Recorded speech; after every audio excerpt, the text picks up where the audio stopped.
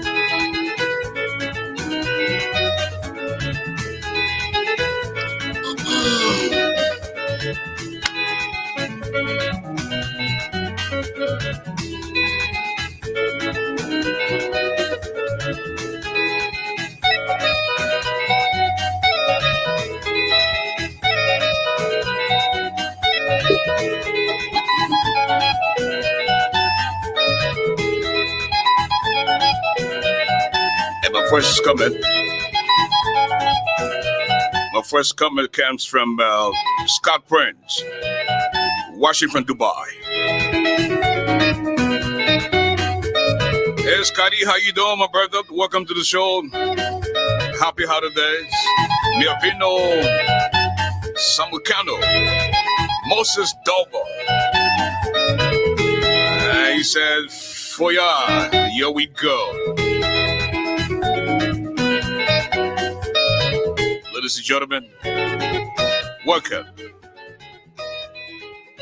Welcome to the first brand new edition of the program ASHFORD Live on British Radio Africa. It feels great, as always, to be home. At least to get back doing what you love to do. A day after the birthday. We had a blast last night. And folks, tonight, we are going to have fun. We're going to talk about some of the important buildings we had in Liberia, the E.J. ROYE, the DUCOR Palace Hotel, Hotel Africa, Unity Conference Center, government in, government out. Nobody seems to be cared about these buildings. What is going on? We need you to be a part of the conversation tonight. Wesley Paul, Sharon Dole, Celia Williams, Lund. How you all doing tonight? Garment Flomo. And folks, as always, please allow me to borrow the words of the wise man. Tough times don't last, tough people do. The height of a man is never known until he rises, because there's no second chance to make that first impression. And don't see you. I'm hearing myself. Zwedru. What am I hearing myself? Top FM. What am I hearing myself? Well, I don't think it's from here. Perhaps because of the connection just now. But there's nothing like echo we giving back from here. But this is unusual. See, I shouldn't be hearing myself, you know. And it's still going on? Yes. Okay. I think it's stopped now. How is Zwedru Grand County tonight, Abraham? Absolutely, Zwedru is okay. Things are moving on smoothly, and we're just observing the wonderful weather right now. You just had the election in Zwedru Grand County with Honorable Zoe Pennant, after being a representative for a little over 15 years, is now the senator-elect. How are the people responding to his election in Zwedru Grand County? Well, they are responding positively because they are the ones who elected him. And so what is around the corners right now is the by-elections. Right now, they are thinking about who's going to take, that place, who's going to be the next representative to fill in that gap. So that's the talk of the time right now for Grenadians. But I tell you, they are actually, like, happy, especially those who voted. And what happened, election is the majority. And so once majority of people voted, that means the entire county voted is open. So Grenadians are there right now. They are just awaiting his induction time and to know who's going to come up next to be the next representative. So right now, we see, like, aspirants coming now, who those who have interest in getting to that position, trying to come up with some other little groups, trying to do some underground work, trying to visit some of those areas, some of their have them informed that they are coming back, taking radio talk show and talking to people. So that's exactly what's going on right now from Grange there. So, who are some of the names you're hearing that want to fill in for Zoe Pena? Because Zoe appears as if he knows Liberian politics. So, somebody's hand will have to be taken by Zoe to see him. So, what are some of the names you're hearing? Well, the name of Honorable Jeremiah Gao Sokan. In fact, Honorable Sokan is here, and it was just yesterday that another group endorsed him yesterday to contest. The friends of Amos David Topa endorsed Jeremiah Sokan yesterday, and Honorable Iro Madison Guyon, who contested in 2017 elections, is coming down. He's in the nation's capital right now. He's contesting. We have a lot of people coming in, but for now, that's the two top names. We have a Festus City, who served as campaign chairman for Honorable Jeremiah Sokan during the 2017 elections. He's also coming down from South Korea to contest the representative by-elections. And the list continues. There are a lot of people coming in, but for those that are confirmed now are those people that are just named, and we hearing a lot of rumors, but once we don't confirm them, we're not going to speak about it. We're not going to call their names until it can be confirmed. So for that three that I just named, they are actually in the full swing and they are contesting the by-elections. And then another person who I actually talked to as well is he expressed interest in contesting the position as well is Siwa Soon. Yeah, Siwa Soon is also contesting for the by-election as well. Did you at any time hear the name of the former chairman of CDC, George G. Solo? I'm told he's interested in running for that seat as well. Did you hear something like that? I haven't get any information of such. Okay. Now, besides Zulu Whiskey, besides Zwedru Grand Junior County, where other place in the southeast that are listening to us now? Yeah, you got some part of Maryland and some part of River G, Sino as well that we are covering, and some part of Nimba County, that's lower Nimba, that you get our coverage from. Yeah, and for Grand Crew, I'm not so much uh, clear on Grand Crew because we have a little distance away from Grand Crew, and so and I haven't been to Grand Crew to know really how is the signal like. But if you do a diagram on inter news, I think something, yeah, you're gonna see the coverage how it goes. What are the people saying about British Radio Africa in Zwedru Grand Junior County and parts adjacent? Well, they actually admire the show, and but there is another thing that the show continues, and the time elapses from our end because of the 1 hour, and you can fire for more than 1 hour, so you have to make arrangement, that the people continue the show and get it abreast, get abreast to what's happening and continue the show because the at the time where the show gains more momentum, and people start to give their input and other thing, especially when you do the interview and you speak out the issues, and the time for the callers to bring in their views as well. That's the time we can take leave of you. So that's another thing. But they actually admire the show, and some of those places that I usually pass. In fact, they ask me when is the show coming on, and the show why is the time short and other things. So it's actually gaining more momentum on a daily basis as days goes. Thank you. That's Abraham. Thank you so much for checking in with us. And let us now move to Monserrato County. We want to say a big thank you to George FM 101.5. We also want to say a big thanks to Live 104.1.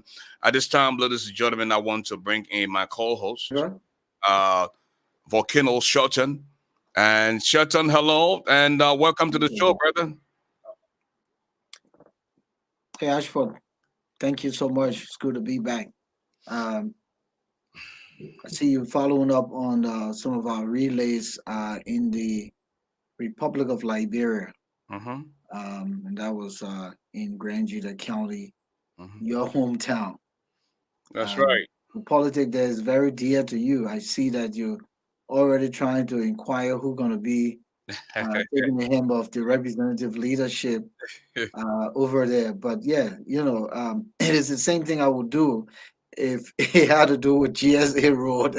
Some of the boys on the grounds have petitioned me to go and run as a representative in Liberia in 2023.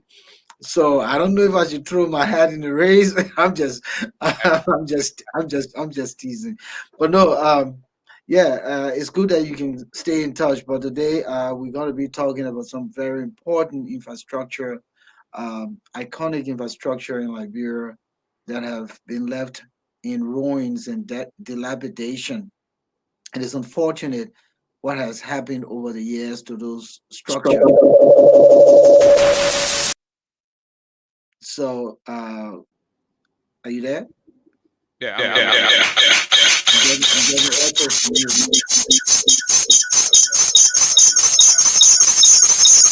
Getting echo in several screens.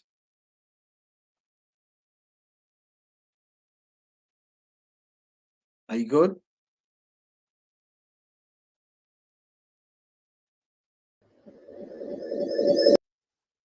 Wow.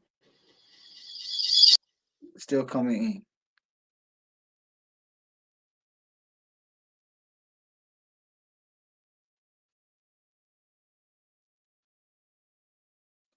Could it be from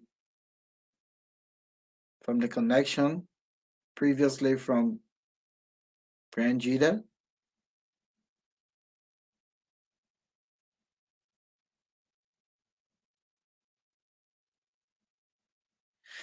Yeah, these are things that happen with technology when you think that all is well, and then suddenly you start to have these. one, two, one.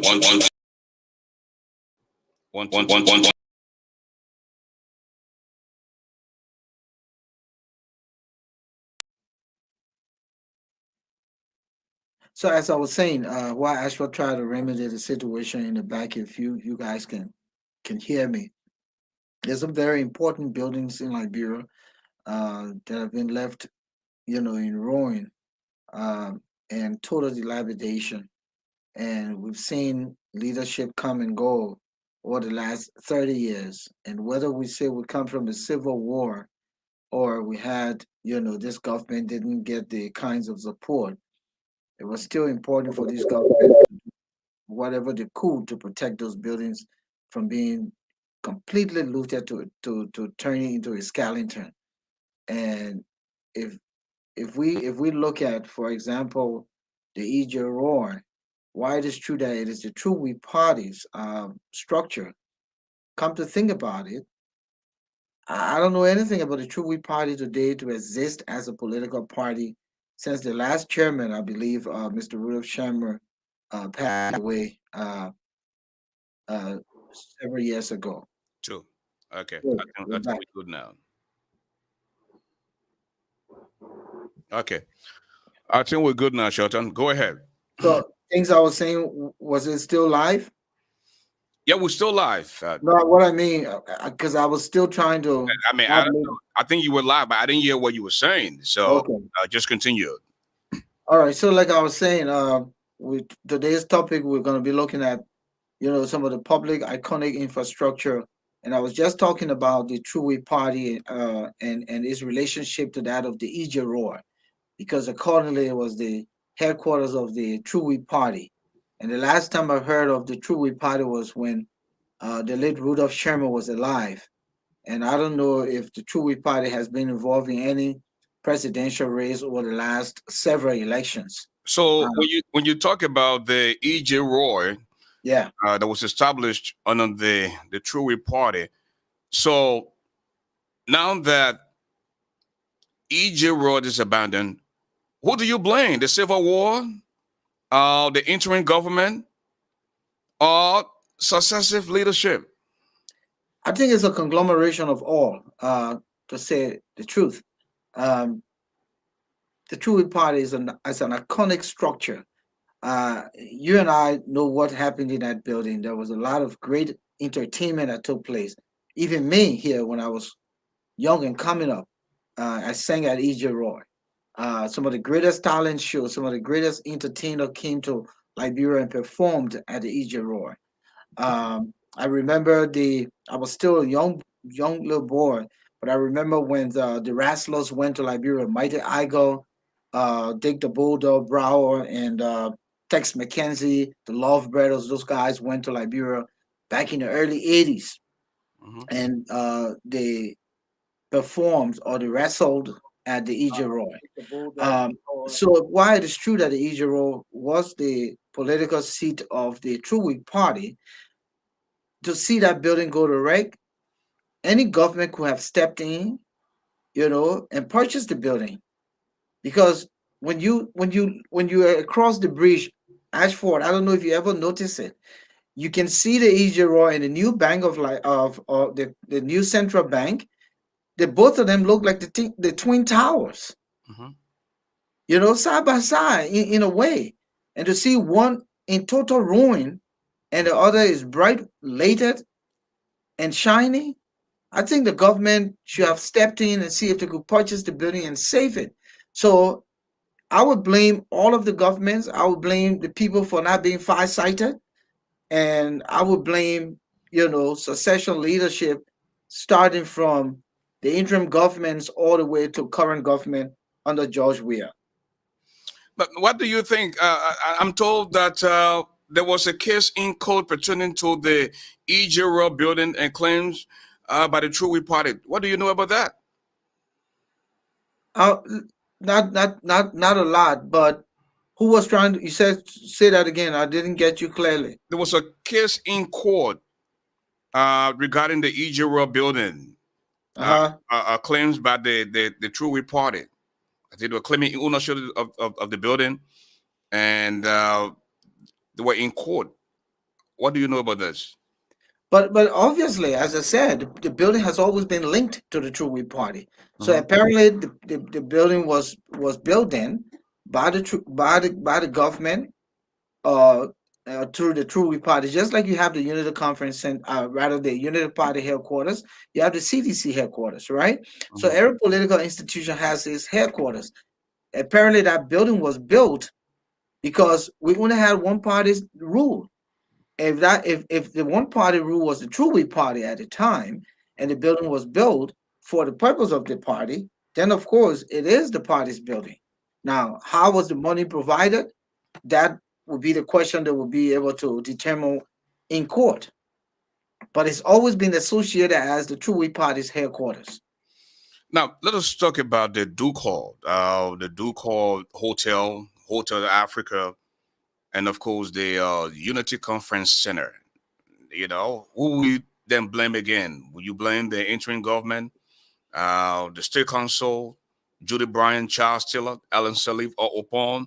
Because I remember very well in 1997, under the leadership of Charles Tiller, there was a Unity Conference at the Unity Conference Center. I think I served as one of the MCs, along with Patrick Okar. And the building was in good shape. People still frequented the Hotel Africa. You had the villas all over the place that were taken over now, by erosion. So let's go back. 1990, here comes the war. The war subsides, but the war did not uh, damage the Unity Conference Center immediately, and Mhm. that of the Hotel Africa. Those structures were in place because, thank God, Prince Johnson captured that side of town, and those buildings were still intact. And then here comes the national conference, the All Liberia National Conference you talked about. Even there was one prior to that conference you're talking about, and the building was still intact. The Hotel Africa was running, and then when Taylor came in, prior to his coming in, I remembered during the IGNU era, we used to hang out at Bacardi's Disco. I used to, in fact, play with DJ Bobby T at Mhm. Bacardi's Disco, if you remembered. So Bacardi's and the hotel was still intact. In fact, we had one of the Junior Miss Liberia beauty pageant at the Bacardi's, and we spent nights at the hotel itself. Meaning all the rooms were intact. The entire hotel was intact, just like the DUCOR Hotel, Right. because the interim government operated from the DUCOR Hotel during the leadership of Dr. Amos Sawyer. So whatever happened, those structure was still intact. Not even octopus did not cause the damage. And then coming into Taylor's leadership, Gus Copenhagen still ran the hotel. So at what point did the hotel, get looted to what it is now as a skeleton? It had to be somewhere probably between Yuri Bryan and Taylor's time before Ellen came to power. It had to be in that transition. Now, I was not in Liberia, so if anyone here on watching tonight and you want to chime in, you can throw some lights. But Like we're trying to establish, like right. like Miata Salif, she said Yeah, the Hotel Africa is owned by the Liberian government. It was built in 1979 when OAU came to Liberia for her absolutely. conference.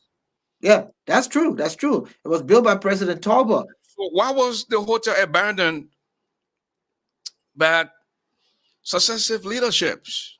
And you would ask that question is because why? When one president comes to power and does something, rather the other guys who come don't want to be bothered with. They want to start their own thing. They want to do their own thing, and it's unfortunate because these structure still hold value. When President Tauber built the Unity Conference Center for 1979 OAU Summit, it was where most of the presidents had to stay. And they did it in a way that everybody would be in one confined, like you talk about the bubbles in Disney for the NBA. It was something that was done to accommodate all the presidents and all the delegates that came for the OAU 1979. So it is incumbent upon any government to sustain the structure built by a government prior to that government. Now, but Shelton, most of our leaders uh, have traveled extensively, not only in Europe, but other parts of the world. Like the very county that you live in now, in PA, I live in Wayne County in Detroit. And take, for example, the governor or the mayor comes in. The fact that you start a project does not mean you should complete that project before you leave. That's why government is continuing with it. You know, you Yeah. you have people come. They say that I have a 35 years plan for this bridge. I have 40 years plan for this establishment. It doesn't mean that you just stay there and complete it. It doesn't mean too when you come in, you abandon the project on the books and do your own thing. You don't build infrastructure like that. And absolutely, you're right. I think there's a continuity in government, but it depends on the priority of the government that takes over. And sometimes the government that takes over, depending on how that government came to power, will want to, let's scrap everything. Take, for instance, President Doe came to power, overthrowing the government of President Tauber. So immediately they started to rename things. It's like they wanted to completely wipe his name or his legacy away.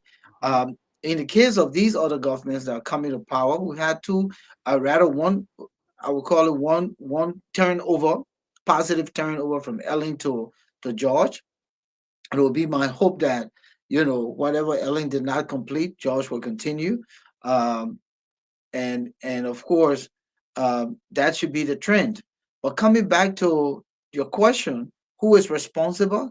I think all of the governments are responsible because these are iconic structures. They shouldn't be sitting in ruin and now if the government doesn't have the money to renovate, they can go out there and look for investors, put that on the table and say, look, this is what you can do to restore this, and these are the kinds of bricks we'll give, and then we can rent to you for a certain number of years and then turn it back to us. um, but unfortunately no one is thinking. Everyone is trying to fill their pockets. So you asked a question about Duco Hotel. DUCOR is ideally located. Yes. The last time uh, we went to DUCOR, that's when we both broadcast from there because we were on, is that the seventh floor or the second Yeah, floor? the seventh floor, Power 91 FM. Okay, ELBC was on the seventh floor, and some of, President Square was on the fourth floor. exactly, and DUCOR was in fact still the place to be. Look at DUCOR today.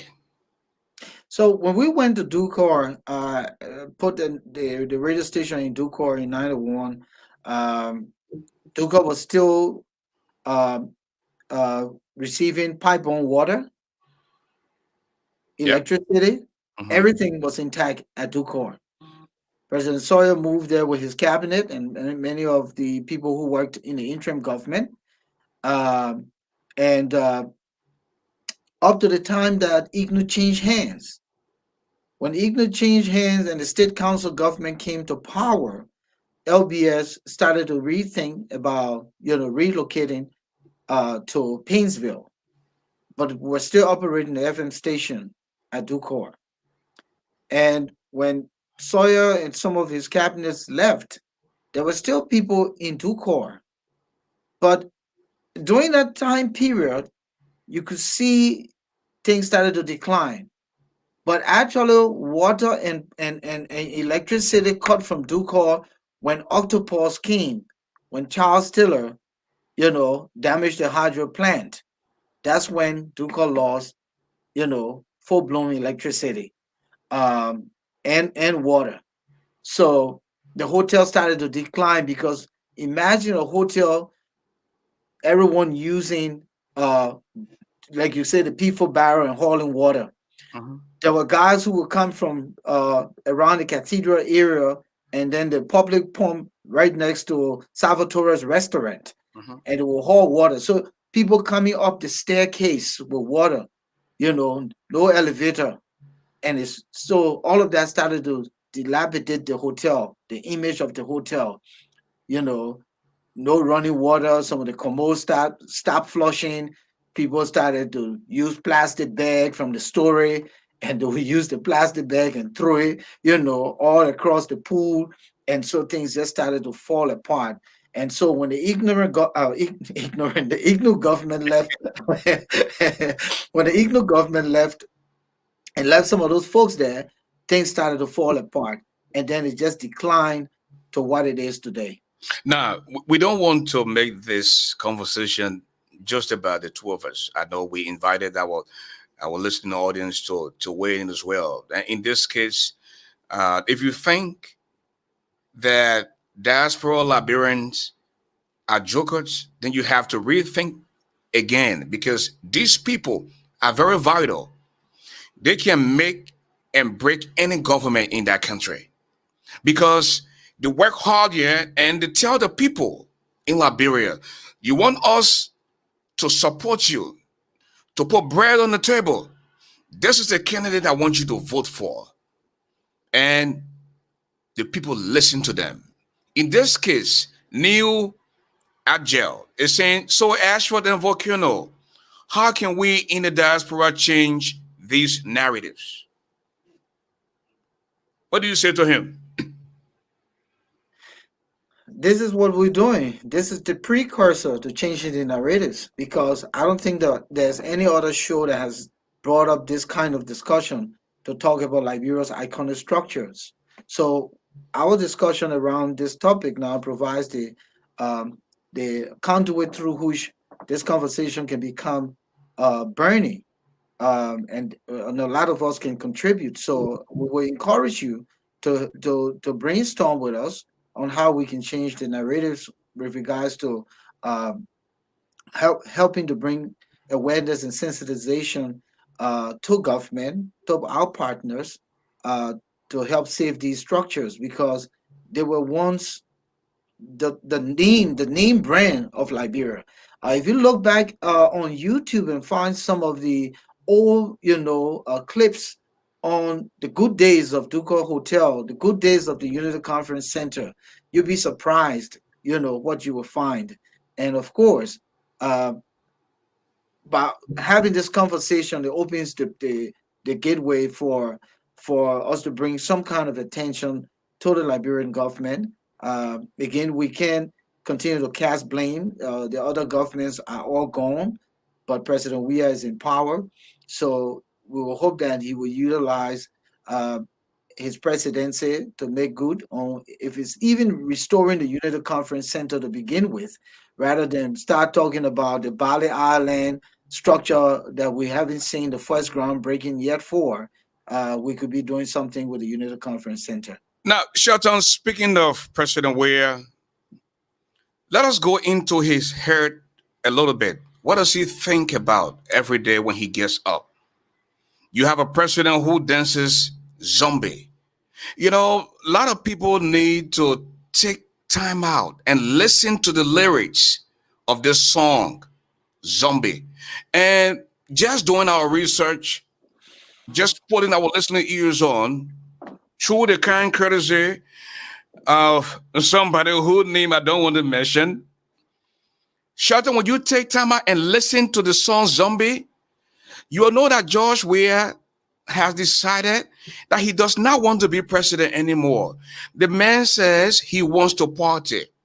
The man said he wants to ball until he falls on the ground like a zombie. Don't take my word for it. Listen, when President Weah said, born to win, we should jump over it, so he was moved by the lyrics of that song. Take a listen to a few bars of what President Weah really meant when he talks about zombie or when he dances zombie. Take a listen. I bless you, first go up the transformer. My blessing full of breath bell, cause I know removing the star. I bless you, first go up the transformer. My blessing full of breath bell, cause I know removing the star. I bless you, first go up the transformer. My blessing full of breath bell, cause I know removing the star. I bless you, first go up the transformer. My blessing full of breath bell, cause I know removing the star. I bless you, first go up the transformer. My blessing full of breath bell, cause I know removing the star. I bless you, first go up the transformer. My blessing full of breath bell, cause I know removing the star. Shelton, the president of Liberia, is telling you, I am blessed. And if you vex, go and hawk the transformer. You know the voltage that comes out of a transformer. The man is not telling you that God has blessed him. He didn't tell you that he asking God to give him wisdom on how to lead his people, but he's telling you he's blessed. His blessings are for the rest bag. And if you vex, you must go hawk or transform them so you can die. Look at that kind of thing, Shelton. What does that say to you? Is it his blessing that full of rest bag, or that is stealing the He stealing that full said of the rest bag? open blessing No, and no, blessing no. I'm just thinking to myself. You asked me, so I'm thinking, is it really his blessing? Because he had his blessing. What did he do with his $80 million blessing? Exactly. Okay, so is it now that he considers what he's gaining by hook or crook to be his blessing? No, it is the stealing they're doing. It is the corruption. And so if you don't like it, go hug the transformer. But you know what? The Liberian people will hug the transformer if he continues down this path. Because come 2023, the voltage from the transformer will take him out of power. I'm being honest with you, and it will be the resolved will of the people. Because, quite frankly, a sitting president shouldn't be, scooping to this level. You should be thinking, ahead of the game. Here we are in a global pandemic. What are the strategies being used to take our country forward? What are they thinking? But again, when you look at the people in leadership in Liberia, current leadership in Liberia, you question yourself, how do we expect much? Truly, how do we expect much? Not to say everyone is horrible. There's some good leaders, good folks with good intention, but they're not in majority. If you look at the Darius Dillon we're talking about today, whose name is now like very iconic in the country, but let's see what happens to him in 9 years when he has all the temptation to deal with. Will he turn his back? Will he compromise? Or will he just say, listen, I came here to be the light for the Liberian people? So again, the kind of people you have in power, they're only scooping to the level of what they see the president do. And of course, what the president does will determine the direction the country goes. So if he's dancing zombie, if he's calling people Mr. Liar Man, if he's celebrating, going to studios and taking time off. And Shelton, why it is true that we're going to hold this president's feet to the fire, he's not the only person that is dancing to this zombie song. The Yombly Kanga and the rest of the other people are all dancing to this zombie song. And I'm thinking, are they listening to the lyrics? But let us play another portion of this song. Then we'll open up the telephone lines for the people themselves to weigh in as well. Take a listen to this one.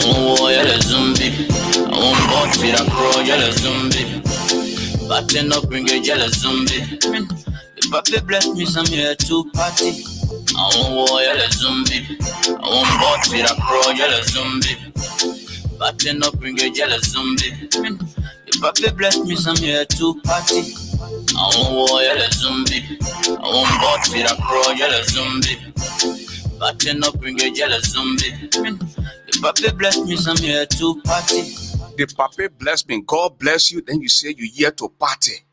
You won't ball like a zombie. You won't ball until you crawl like a zombie. And the people are there, and the president is spraying his arm.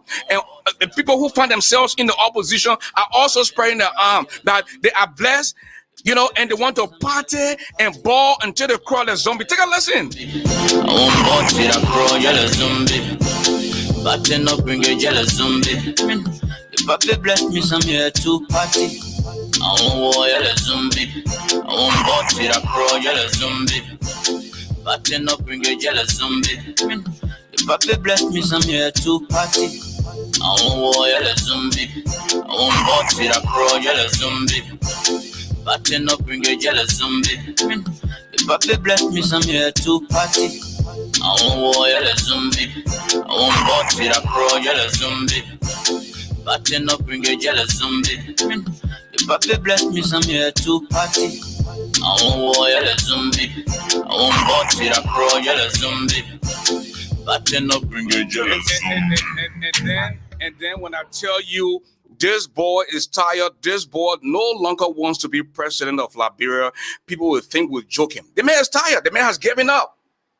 The man has given up. The man say, listen, the president 18, your force 18 on me. I won't be president. Because every time you keep me here, I will ball. I will ball until I crawl just like zombie. The papa bless me just to have party. God bless the boy to have party. Now to transform Liberia. Now to change the lives of the people of Liberia. Shelton, I want you to come in with Steve Bowler and we can go from there. Okay, so Steve, welcome, man. I'll soon come to you. But quickly, this is the paradox. Ellen Johnson Sirleaf's first term was robust. She worked her yanch off to make sure that she could put Liberia. And then what happens in the second term? She pays the way. Then here comes this guy who should be taking this first term seriously. Like you said, I think it is a manifestation that he doesn't want to be president anymore. And I don't know how true it is, but I heard this from a circle that said that the guy sometimes called him man and said, listen, I'm tired with this thing. Y'all go handle your thing. I will stay here. Anything y'all call me. This is how the guy runs the country. He stays home all day. I was in Liberia probably a year or two ago. We had not leave until almost 12 o'clock in the day to go to the foreign ministry. 12 o'clock in the day. What type of president goes to work that late? Then what do you expect civil servants to do? So you're right. This guy is tired. And his lifestyle is entertaining. That's what he loves to do. And the fact that we gave him the president.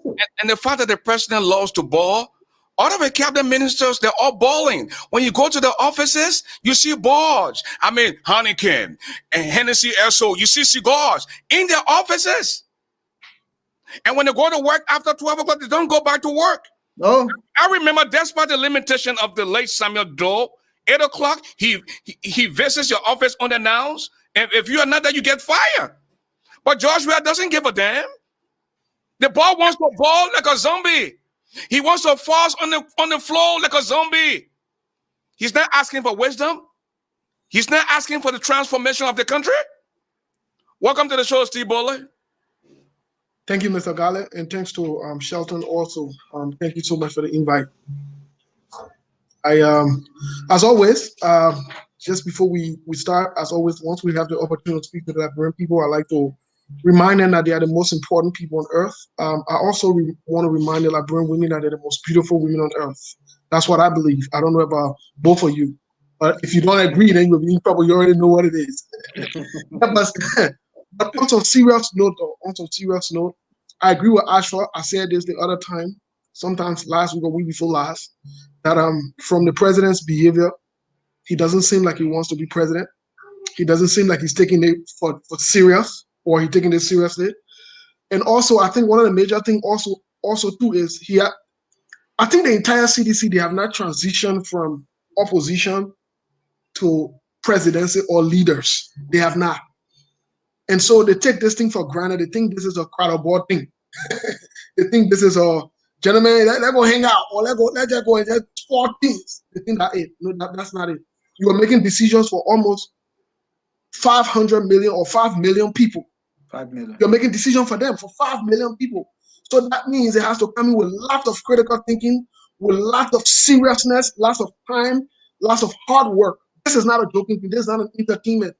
But you see, what really shocks me are two different things. The first thing is the president's habit of making music or singing or dancing or joking around in this time sends a wrong message to our partners in the international world. And we take it for a joke. It is not a joking thing. Because in these times, we're in crisis around the world. With the pandemic, it's a serious thing. But you are there dancing and celebrating. And I will have to agree too. This is pure hypocrisy coming from the opposition as well. To be following suit when they should be doing better, showing example. Dancing the same song. It makes no sense. In the wings, all what they play. Zombie. Did you read this sick to listen to the lyrics of this song? And when we say these things, other people who celebrate, who are also sycophants and person watchable as CD chants, who do that for the opposition, take it personal. But these are facts. If we want to move forward, if George Weah cannot be celebrating and jumping around today because the country is not where it's supposed to be, opposition should not be doing that because they're next in line. And that's just the fact of the matter. So I think these things we need to say and call it as it is, as I listen to you guys always do.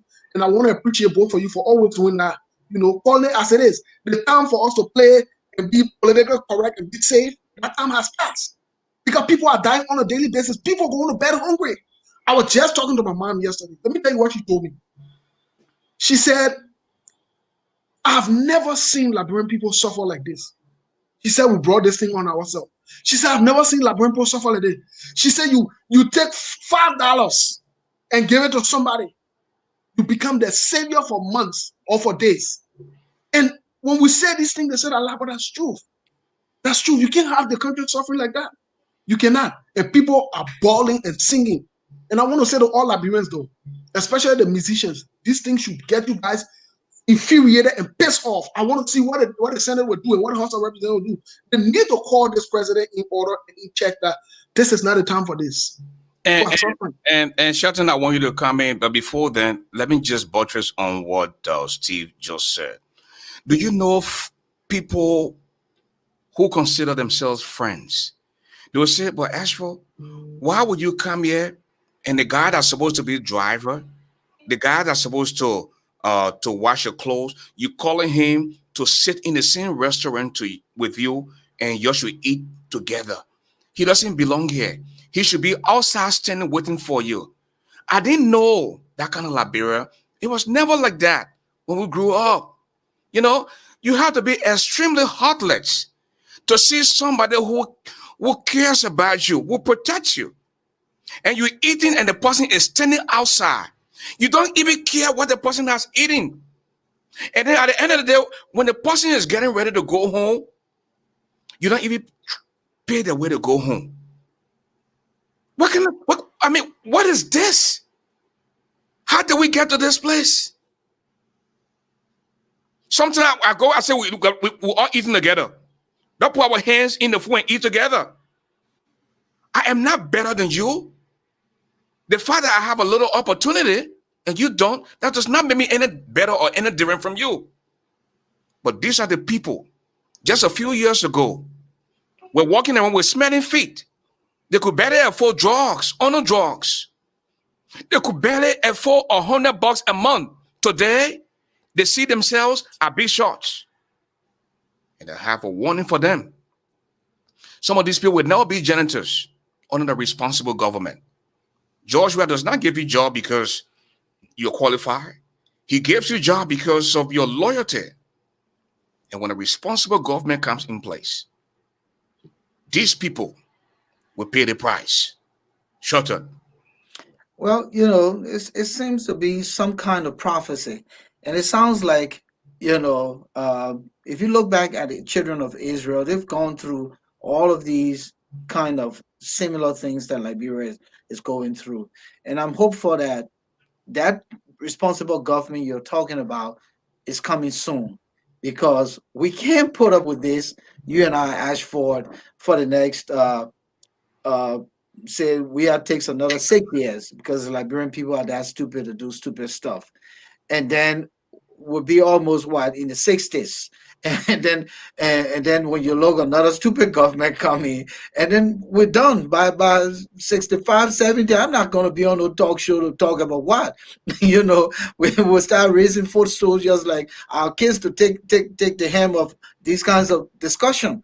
But the truth is, you asked the question, and I did talk about it the other day, and Steve mentioned the House.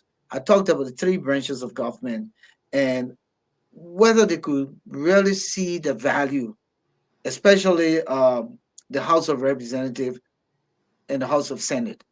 They're the most powerful than the presidency, okay?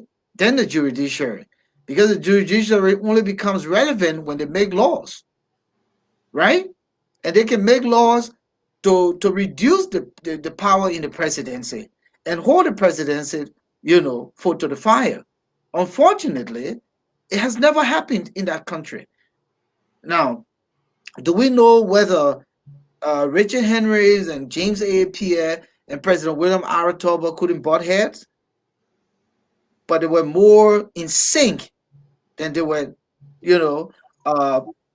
playing hanky-panky and trying to muddy the water for the Liberian people. In this day and age, everybody just looking at this one guy. And I'm not sure if Buford Chambers is able, and Alvin Chie, is his name Alvin Chie? Is it Alvin? Albert Chie. Are these guys able to call Weah behind the scene and say, my man, listen, these things, it's not helping the image of this government.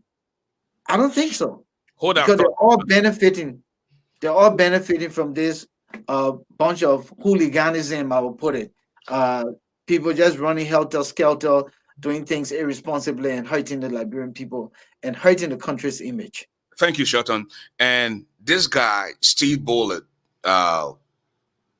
look at you, and all of a sudden, he thinks about the way your mind works. I just told you about not taking yourself above others, right? But on the other hand, the people you bring closer to you, they are there to harm you as well. Case in point, my iPhone 11 was stolen, and it was in the possession of one of the security guys.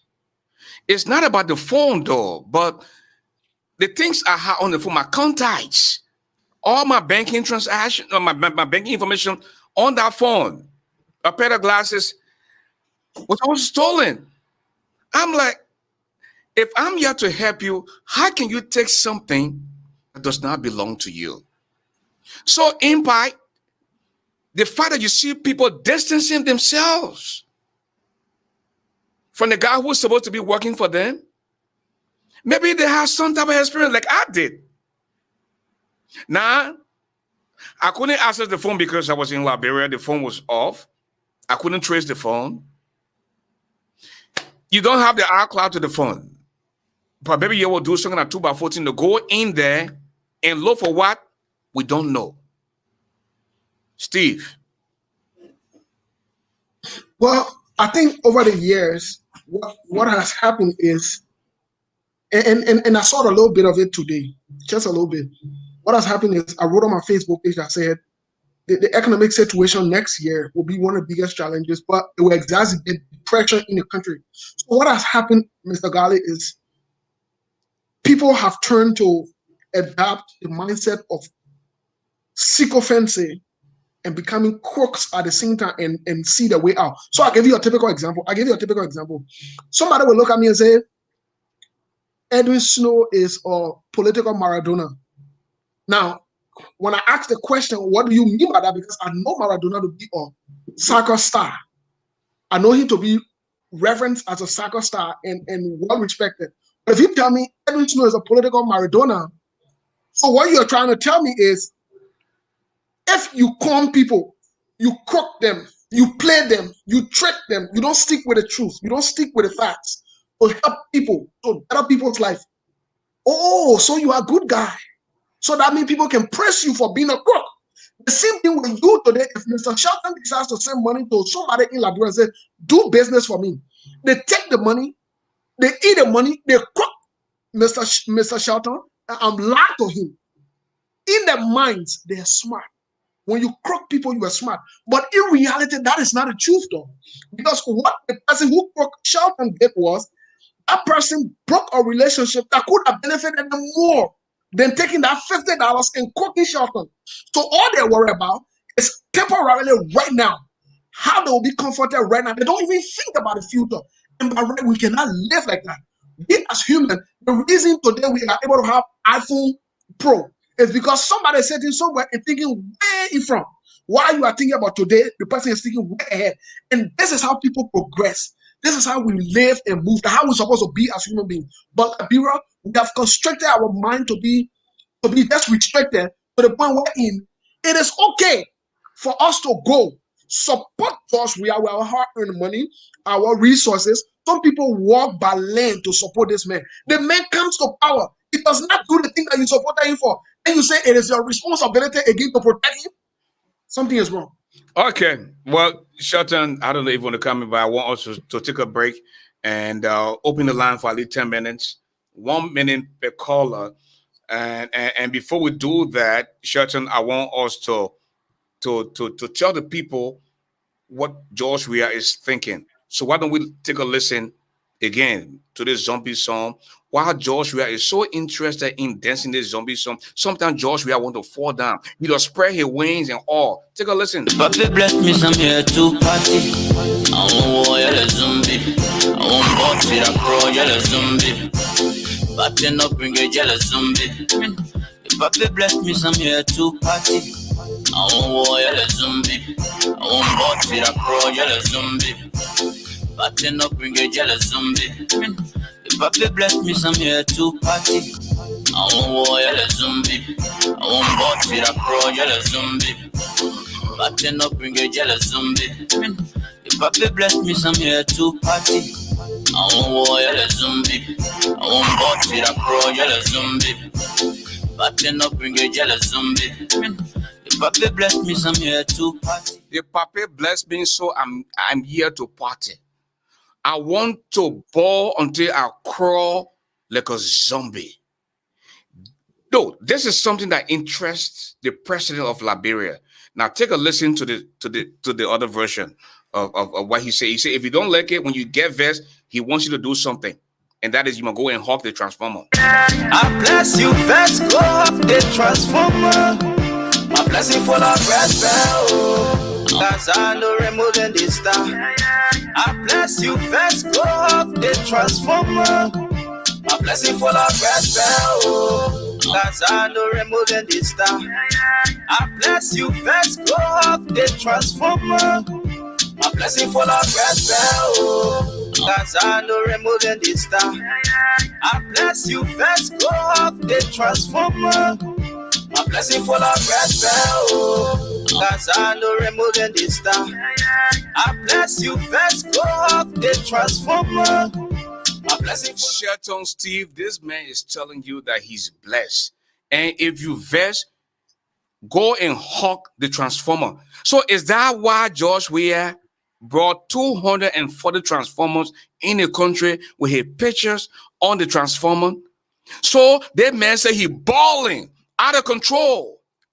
He balling and he will crawl like a zombie. When you vex, go hawk a transformer. I want you to come here, then we'll open the telephone line, Shelton. Yeah, but Ashford, you see, look at Liberia in the last 3 years. Apparently, we've fallen off the map of the international community. And the only thing that's keeping us there is this coronavirus and the little small funds that come in. And apparently, this is all they're looking forward to, the little handouts, because they're not strategizing. They're not thinking about how they can grow the economy, what are the things they can do. There has been no iconic feature, meaning a person of, stature that has gone to Liberia over the last several years. I don't know if Weah has contact with some of his international friends. Think for when he first came to power, he took almost 75 people on a private jet, and they flew all around the place. Some of the guys were the first time sitting on the airplane. I mean, you saw that crowd. Everywhere he went, he carried people. And apparently, we just came to power, so we got to do what Ellen did. But was it really worth it? Because the international community that Ellen had made contacts with, that groundwork was already paved. But he wanted to also emulate, and he carried a lot of people. And since then, nothing has happened. So yes, coronavirus will keep the country insulated. Think about it. But is he thinking about what he can do internally to keep the country stimulated? So being insulated doesn't mean that you cannot be stimulated. We have the resources. We have investors still wanting to come to Liberia. But until you show, genuine love for your country and the value you're going to put forth, these people will not come, because what you're telling them is all about merriment, and that's what's happening. And Steve Bole, the president does not talk, but his action shows through music, through entertainment. He just said to you, I will bawl and crawl like a zombie.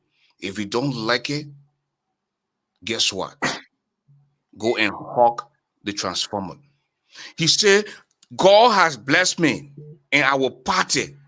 He didn't say, God bless me and I will use that blessing to transform the lives of the people of Liberia, to transform the lives of the less fortunate. But I will party. I will drink my Hennessy asshole.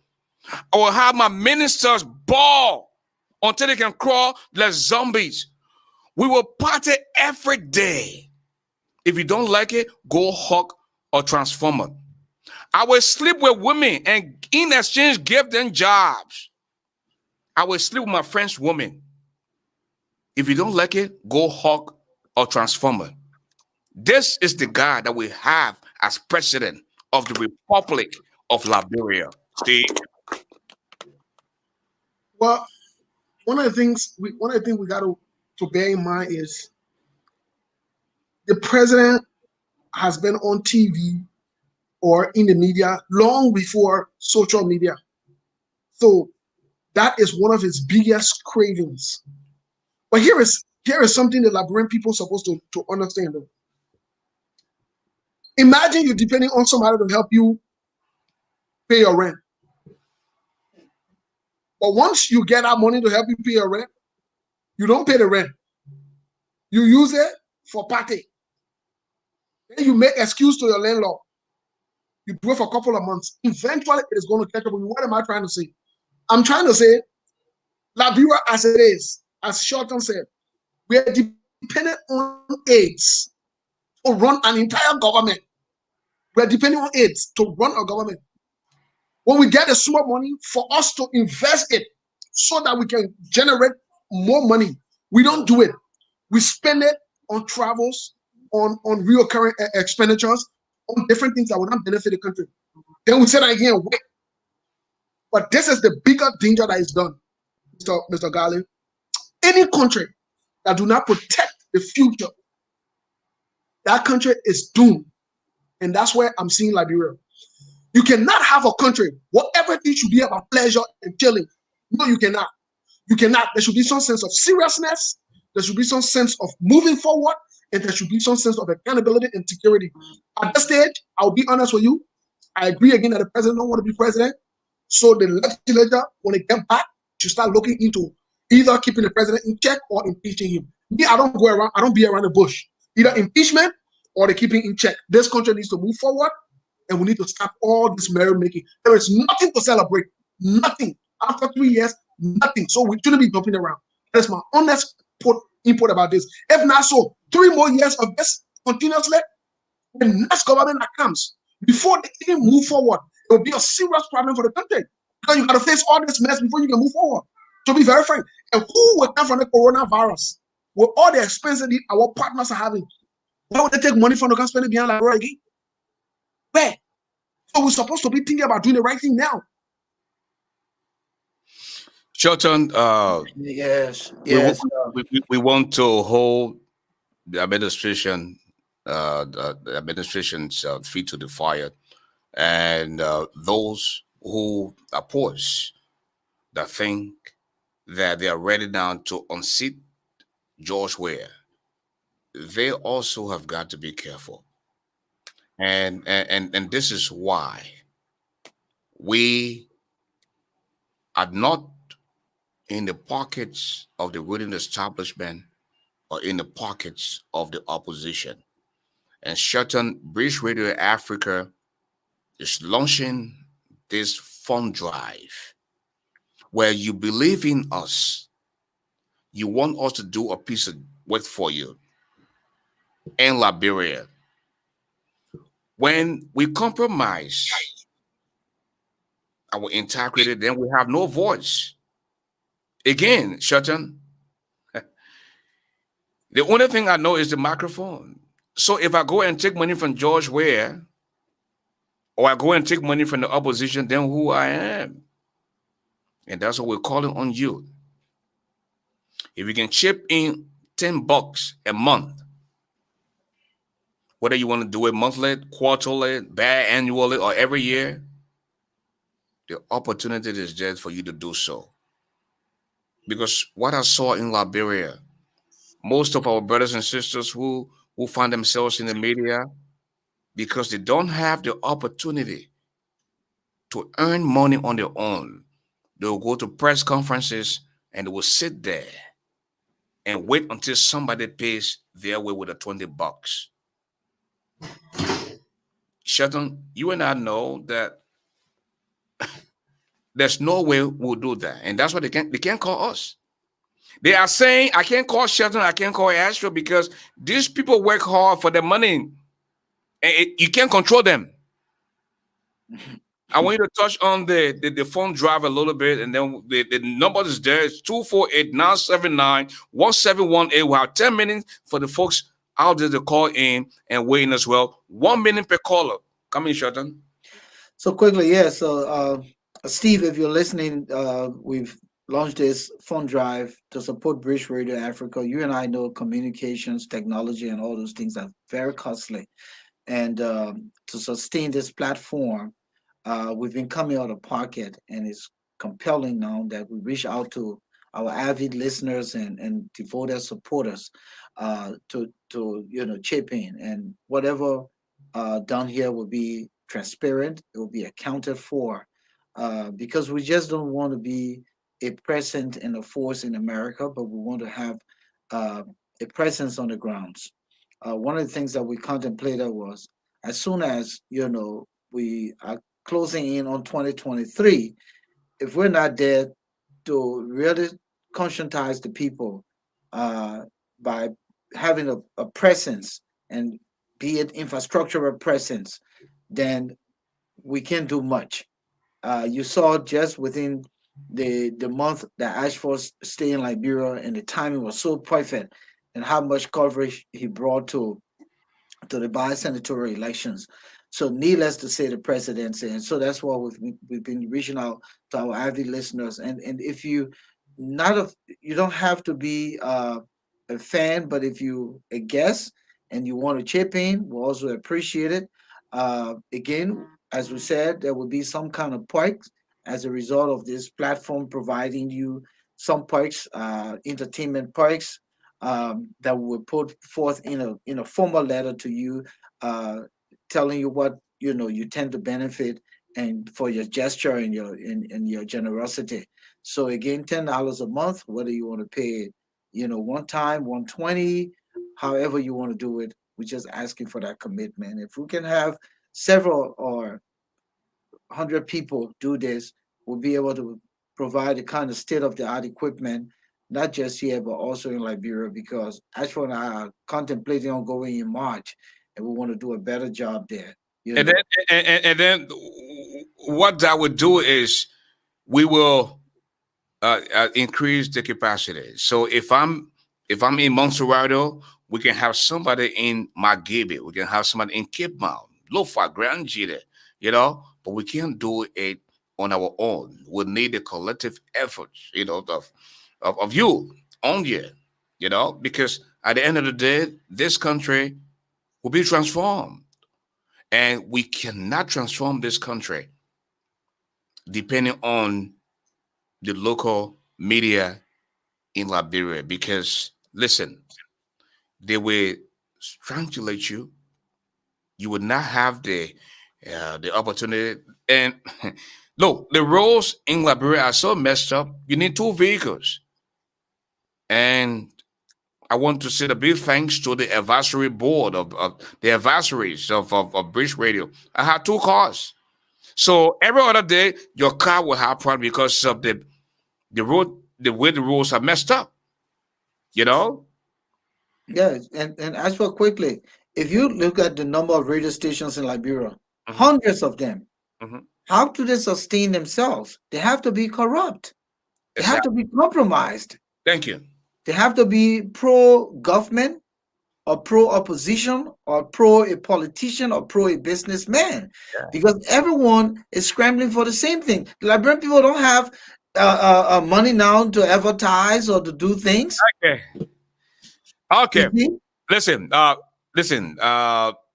Steve, you can come in, but I want to announce the telephone number. Please begin calling now. 248-979-1718. If you are on WhatsApp, just tap in +248-979-1718. We don't have a lot of time. We're almost out of time. That we have that 15-20 minutes to go. But you can begin calling now. Steve, come in with your low point as we wait for callers to begin calling in. Thank you, Ashford. I think this is the right thing to do. This is part of transparency and accountability. I don't think this is a wrong move, especially doing it in public where you get the people involved to support a worthy cause. As we spoke earlier today, you already know what we talked about. Like I say, I'm not in the business of disclosing certain things in public, right. but I'm definitely 100% on board, and you will be hearing from me as per my commitment on this. This is what we need to do. I want to encourage everybody. Look, let me say this. We must invest in things that we love. If you love to come on a show, if you love to hear about Liberia, if you love to hear the truth, facts, you must invest. We're saying like, bro, wherever your mouth is, where your money can be, right? So it's time for us to show love to what we really love. To all the crowd about it. This time we're not giving, let me say I will have one way. We're not giving Christmas or New Year because coronavirus. So the small new get like nothing wrong with that. Hold that thought, Steve. We have a caller on the line. Hello, caller. Hello, Ashford. Hold on, let me see. Hello. Hello, Ashford. Hold on, let me see here. Okay. Why do you think you going to a speaker? Okay, I can hear you. Yeah, I just want to say I want to do a contribution. Hold on. Every 3 months. Okay. I send me the fuel number. This is Musu. Musu, how you doing? Okay. Send me the fuel number to make my contribution every 3 months. Every 3 months. Oh, no, quarterly, I mean. Yeah, that's it. Quarterly payment. Thank you, Musu Benson. Thank you so much. We appreciate you, and God bless you. You're my big sister. We go back over 20 years from Detroit, Michigan. Long before Detroit, you listened to us on the radio in Liberia, and you saw the way we conducted ourselves as a radio. And I want to say a big thank you to you for taking off time just to make your presence felt. But how do you feel when a president dancing zombie when the people suffering? Actually, the main problem in Liberia, we have only one branch of problem. We don't have 3 branches of problem. We have only one. Because what I say that the personal control the house, they control the control the other 2 branches of problem. So instead of 3 branches of problem, we have only one. So we just pray and look up and ask for the new people that are coming in must be able to do something better. They shouldn't allow the money to fool their eyes. They shouldn't allow the people to put their in to their pocket. Because whatever money they give in there is for the country. That money is supposed to do something better for Nigeria. It's so painful. It's so, you feel so embarrassed about your African brothers and sisters. You don't even want to talk about your country. It's too embarrassing. Thank you. Thank you. I just want to let you know about my contribution. Thank you, Miss. I really do want to talk about that. Thank you, man. Thank you so much. Okay, that was Ms. Benson, coming from Maryland. Shorten again, the telephone number to call, folks. If you're listening, the number is 248-979-1718. We have Adams on the line. Hello, Adams. Yes, good afternoon, good evening to everybody. How are you? Good. Too blessed to be stressed. God is good. I'm enjoying the show. You guys are doing a tremendous service to the people of Liberia and indeed to the world. I know I caught you guys in the middle of the broadcast. Just got home from work from a customer, but I wanted to make my input because of some of the things you've been discussing. You're delivering and making today. Some of the things you've been discussing. They must deliver and make it today. Okay. All right. And I take maybe not exception, but I like to give an input to some of the things that we discussed about George Weah and his activities with respect to the zombie issues and things of that nature. First of all, from the beginning, we and many other people in Liberia knew that George Weah was not cut off to be president of the country. He does not have the aptitude to be president. But I don't think that we should put a lot of the onus on our current dismal situation in the country on George Ware. And we didn't say that. I believe that this was a calculated attempt by Madam Ellen Johnson Sirleaf to ensure that there were no progress made in this country after her. And let me tell you what. But when did you realize that? When did you realize that when you were in bed with the sons of Ellen Johnson Sirleaf? The sons of Ellen Johnson Sirleaf, are at least two of them, maybe three, were very good friends of mine. I was dedicated towards the upliftment of Liberia, towards progress in Liberia. Because of that, I took from my own pocket $680,000 and moved to Liberia, not to work in the government, but to make contribution to amend the lives of the people of Liberia. And I gave up a very lucrative contract in South Africa on the request of Dr. Abdullah Bandi to come to Liberia and help to develop the spectrum, to develop the spectrum activities in the country. I did that for a while, and when Dr. Bandi was rejected or jumped over to head the LTA, I subsequently resigned.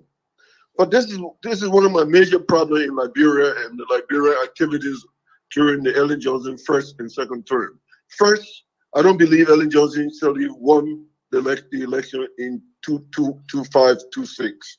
I definitely don't believe that. I believe George Ware won the election, and that the activities going on in Liberia in 2020 was a result of people usurping the democratic tenets, allowing one man, one vote to take precedent over trying to determine or define the destiny of a nation. This is why they are where we are today. If George Ware had been allowed to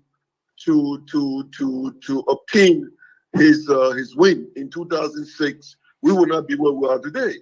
You know, because we were seeing that George Ware was an inept, incapable guy, and someone else were taking over the mantle prior to the 6 years or even after the 6 years, and we were going to be on the right trajectory after the next person. But because we allow Ellen Johnson Sirleaf to use her cunning, and that she used on Talbot, that she used some people believe on Tubman, that she used on Doe, she used on Taylor, is where we are today. You know, so would you understand George Ware? George Ware is simply a mental case, a basket case of incompetence. His government, almost everybody in the government is a basket case of incompetence. So what do you expect? These are people that had nothing in their lives, nothing. They had no education, they have no direction, they have no training, and they just get catapulted in power. But you must not put the burden on those guys. Those guys don't know. You will see what happened in Ellen Johnson Sirleaf's second term. She brought a lot of incompetent people, that did nothing in this country, did nothing in this diaspora. She gave them huge amounts of money, and what they did, they focused on enriching themselves and stealing the wealth of the country. After having stolen all of the wealth of the country, they've left and come back to the States, and 98% of the guys are back to where they are, square one, while our country linger and relish in the backwater of the abyss. You know, I mean, it seems like I'm rambling. I wasn't prepared for this, but I just wanted to let you guys know that the honest and all of the issues surrounding our economy can be put squarely in the lap of Ellen Johnson Sirleaf. Ellen Johnson Sirleaf orchestrated this stuff. Her cronies facilitated the process, and this is the reason why we are where we are today. Yeah, thank you, Olu. And finally, listen, we are doing this on our own. This platform is self-funded. That, you know, we're asking for commitment, whether it's on a monthly basis, quarterly, biannually, or yearly. What do you have in store for Bridge Radio Africa? I already made it clear to Bridge Radio Africa that I'm going to make a contribution. I don't like this whole public stuff, but if you must be, it must be public. I think you guys have a minimum and a minimum requirement. Whatever that minimum requirement is, I'm going to do it for a year, and I'm going to do something additional. But I don't like making no commitments. Thank you so much. Thank you. God bless you. The individual. And thanks for calling. Thank you so much. Okay, we have a 484 number 6534. Hello, tell us your name. Yeah, my name is Felton, and I'm calling from the Lehigh Valley in Pennsylvania. You live on the radio. Go ahead, make your point, please. Yeah, ASHFORD and Socano. You know, why it is true that what you guys, you know, the moves you guys are making to, you know, help improve our country is laudable. I think we in the diaspora should be doing more, irrespective of the sitting government, to move our country forward. And what do you mean? I mean, if you look at the amount of, you know, Liberians you have in the diaspora, you know, government in, government come, government go, right? And we're still talking about the same old thing. It just shows that while we're holding the government to fight, I think there are things we can do to move our country forward. You know, for example, right, I have this idea that I've been trying to sell to most of the Liberian leadership, I mean, in the Americas, but nobody is listening. For example, right, we all do send money back home, right? And all these various platforms that we use to send money back home, let's say every time we send money back home, we can maybe pay $2 or $1 extra, and that money can go toward a development fund where it will be having nothing to do with government. And we can use that fund in like different sectors to improve our country irrespective of the government out there, because we're seeing that, you know, the government, they're not doing nothing to move our country forward. So with the numerical strength that we have in the diaspora, we can do this initiative and move our country forward. But that's a good point. But then the government needs to sustain itself, especially this government that's in power, that is doing nothing to stimulate the economy. Everything now is dependent on handouts and crazy tax they're putting. In fact, ASHFORD was just there. I was there prior to ASHFORD going, and they raised the tariff on cell phone usage, meaning the data is astronomical. And I still don't know how the people get to do that. So you're talking about something that the government would take advantage of, and it would discredit the purpose. Don't you see that? Focano, I'm listening. what I'm talking here is that forget about government. The initiative that I'm talking about, government will be having nothing to do with it. It will be all diaspora Americans. We have, I mean, diaspora Liberians. We have Liberians in America. We have Liberians in Australia. We have Liberians in Europe. So we need a platform that we can use to move our country forward. So whether we are is there, he's messing up, we'll be empowering ourselves, we'll be empowering our people back home with this initiative. I think we can talk about it another time. Okay. And the reason why I allowed him to talk is because I allowed the previous caller to talk extensively. But let us not respect the time. You have at least 1 to 2 minutes. Extend up. Instead, shorten. I'm going to extend the time. We're going to go a little extra. Yeah, sure. We won't have the people to call in and stuff like that. Okay. We have this 240 number. The last 4 digits of your number. 7171. Please tell us your name. Go ahead, and you have 2 minutes. Hello, caller. Hey, ASHFORD, the giant GARLEY. My man, well, God bless you. This is Mr. Anderson, I believe. Yeah, you're live. Yeah, go ahead. Yeah, it was Alfred. You live? I called the big blue with you. Oh, my brother. We'll talk that one later on. Why not do the you again? Hey, go ahead, make it. Why not do the me again, you know? We'll talk that one later. You have been Liberia, who was so do this and that, you forgot.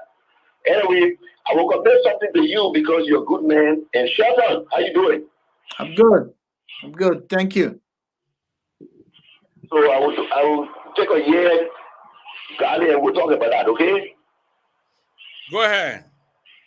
No, I said I will take a year and I will talk about it. Oh, it take a year. Meaning you want to contribute. You want to do You'll do 1 year. You do 1 year. Thank you Yeah, so I'll much. do 1 year, but I will talk about the amount. Okay. That's what I'm saying. We appreciate it, my man. All right? Yeah. Okay. Okay. Thanks for the good work. My man, we appreciate you. Steve. All right. Take care, man. Take care. All right. Thank you. Thank you. I appreciate you. Steve? Yes.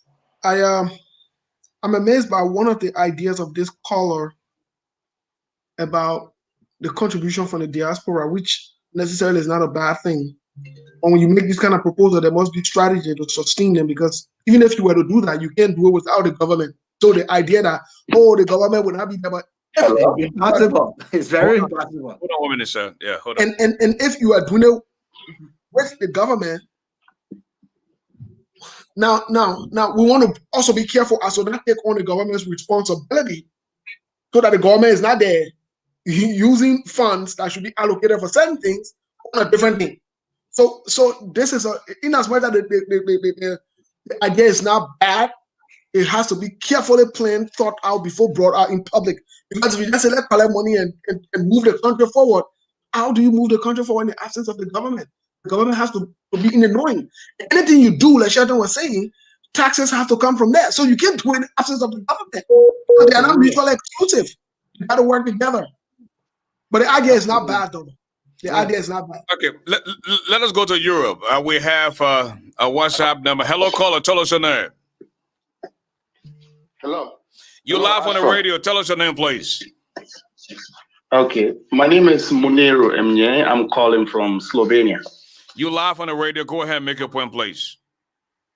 Okay, good. Thank you. Thanks to Bridge Radio for this important program. I follow you most of the time. But I pick interest in the major topic. The topic has to do with heritage preservation and the preservation of our iconic structures. Hello? Yeah, go ahead. We're listening to you.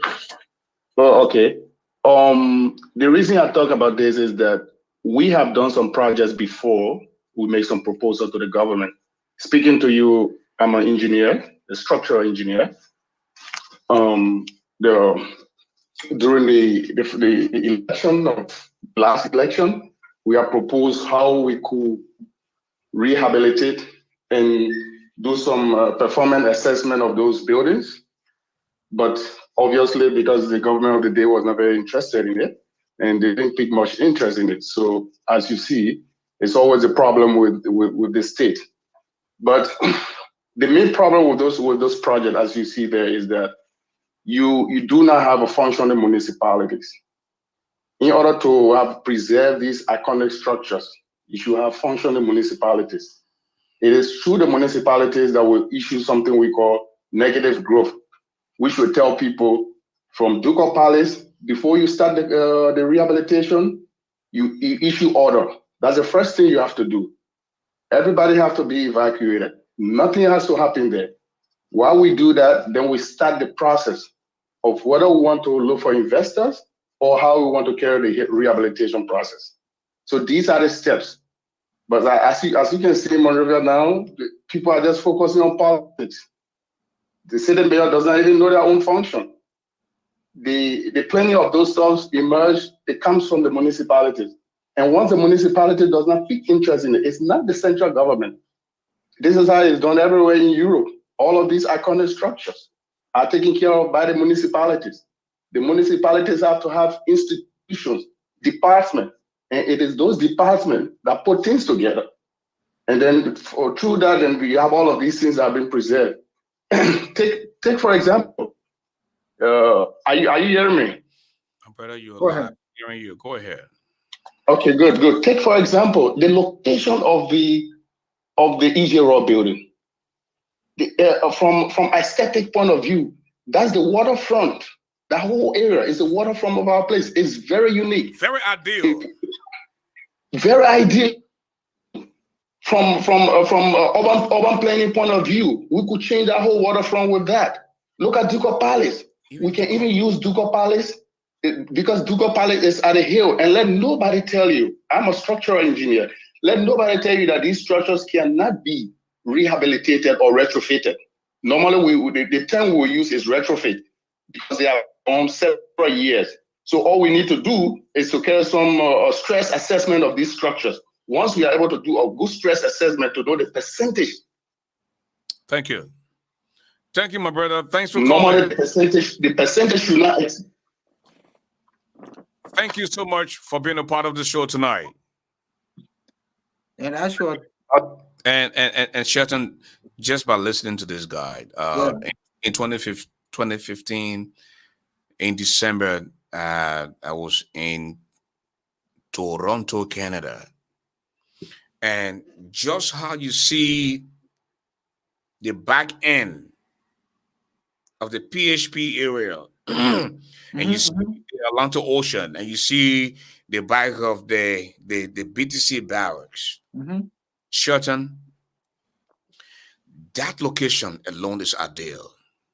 And every time I pass that area, I think about this place in Canada. We saw infrastructures, man, skyscrapers, dealerships. They're all over, just looking over the Atlantic Ocean. The lake. The river. The lake. Yeah, I think I'm like yeah, behind PHP, and all you see that poo-poo. The place is so filthy. And you have people living around there getting sick. And we don't have to think about how they can transform the country and bring value to the country, Shelton.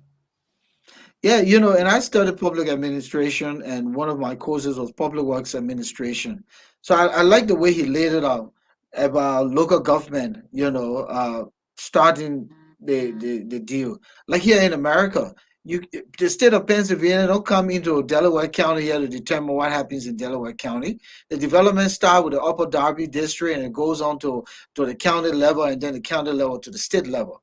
Now in Liberia, you have Jefferson Koji, who don't know his front from his back. All he does is wear those Chinese suits and think he's the dress boy and talk nonsense all day, run around the place. What type of state of government do they have at the city hall? And, you know, because it comes by right. You remember when Daniel Johnson was city mayor? You saw how Daniel Johnson ran Monrovia? It was outside of IGNO. This guy was all in America. I remembered back then he would come try to build relationship with the state of Ohio. He was forming relationship with U.S. state, you know, cities and mayors to bring, you know, bilateral development. But unfortunately, so the guy is right. Those things start at the local level, you know, and what the local government wants will determine what the Liberian government itself. But again, unfortunately, we don't have that kind of structure. Everything got to go through Nathaniel McGill, and before it gets to President we are dead. So it's unfortunate, my brother. It's unfortunate. We have the people are so misfitted in these positions. All they get up to go to work is what the next deal, what the next donor money, what the next deal, what will come today. That's it. And then Zombie. Okay, we'll bring Steve in, and as we bring Steve in, just so you know, the number to call is 248-979-1718. I know Adams was asking about what's the amount to contribute for a year. Listen, we're asking for a minimum of $10 a month. You want to do on a yellow basis, just $120. But if you can do more, we appreciate it. You know, and because in March we're going to Liberia, and we want to be able to visit every part of the country. Will it be possible? But we have to get ourselves ready to revisit more Liberia. Steve, let me take the caller, and then you can come in. Hello, caller. Tell us your name. ASHFORD the Giant GARLEY. How you doing, sir? The one and only. Please tell us your name. This is Prince Williams, and I'm calling from Tennessee, the volunteer state. Hey, Prince. Been a while. Welcome back home. Happy holidays, my brother. Same to you, man. Tell me Merry Christmas, man. Welcome, happy holidays. Okay, Merry Christmas. Now, all of y'all streaming, boom. Yeah, go ahead and tell my brother. Go ahead. Look, gentlemen, thank you guys, man. ASHFORD, thanks for always bringing these sort of sensitive issue that would help us the more our enlightenment. But let me say this. I hear people calling and saying, oh, the diaspora, people in the diaspora needs to do this.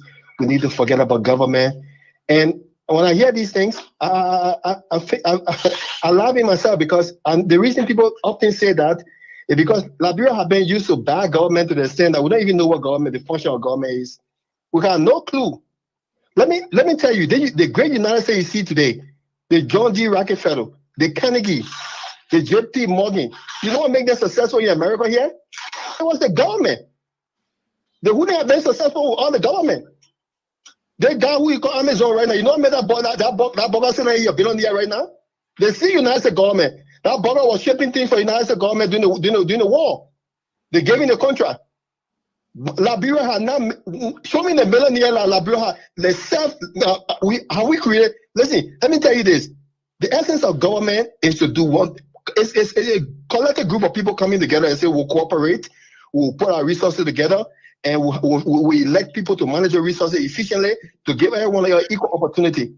There is 3 treasures of any government. Every government possesses 3 unique treasures. 1 is natural resources. 2 is human capacity and human resources. 3, and lastly, it's sovereignty and national security. Liberia, you know how many people Liberia have made rich in our country? Thousands of lonely people are coming in our country poor with nothing in their pocket. Liberia have made them rich. What a millionaire or billionaire Liberian that our government have created. I shall go there right now and tell them, say you want all the contract for all the already building, and you put a group of engineers together and see if you can put a building together. We'll give the lonely man, will not give it to you. And you're talking government day, the Liberian, the diaspora needs to do this. Are you joking with me here? But Prince, not only George Weah, even before George Weah, even before George Weah, the people will tell you, say, listen, when you get a Liberian man contract, and you say you want your call, he will start telling people, so let us get the contract to the foreigners. You see your people, you want your people to continue to remain poor, even though they have the expertise, the engineers. You know, they can do everything that you want them to do, but you decide that, you know what, I will give the contract to the foreigners, and the foreigners are living well in our country, and we continue to remain poor in our own country. Prince, thank you, my brother. Enjoy the rest of the night. Thank you very much. And thanks for your contribution. We have a 763 number 4298. Please tell us your name.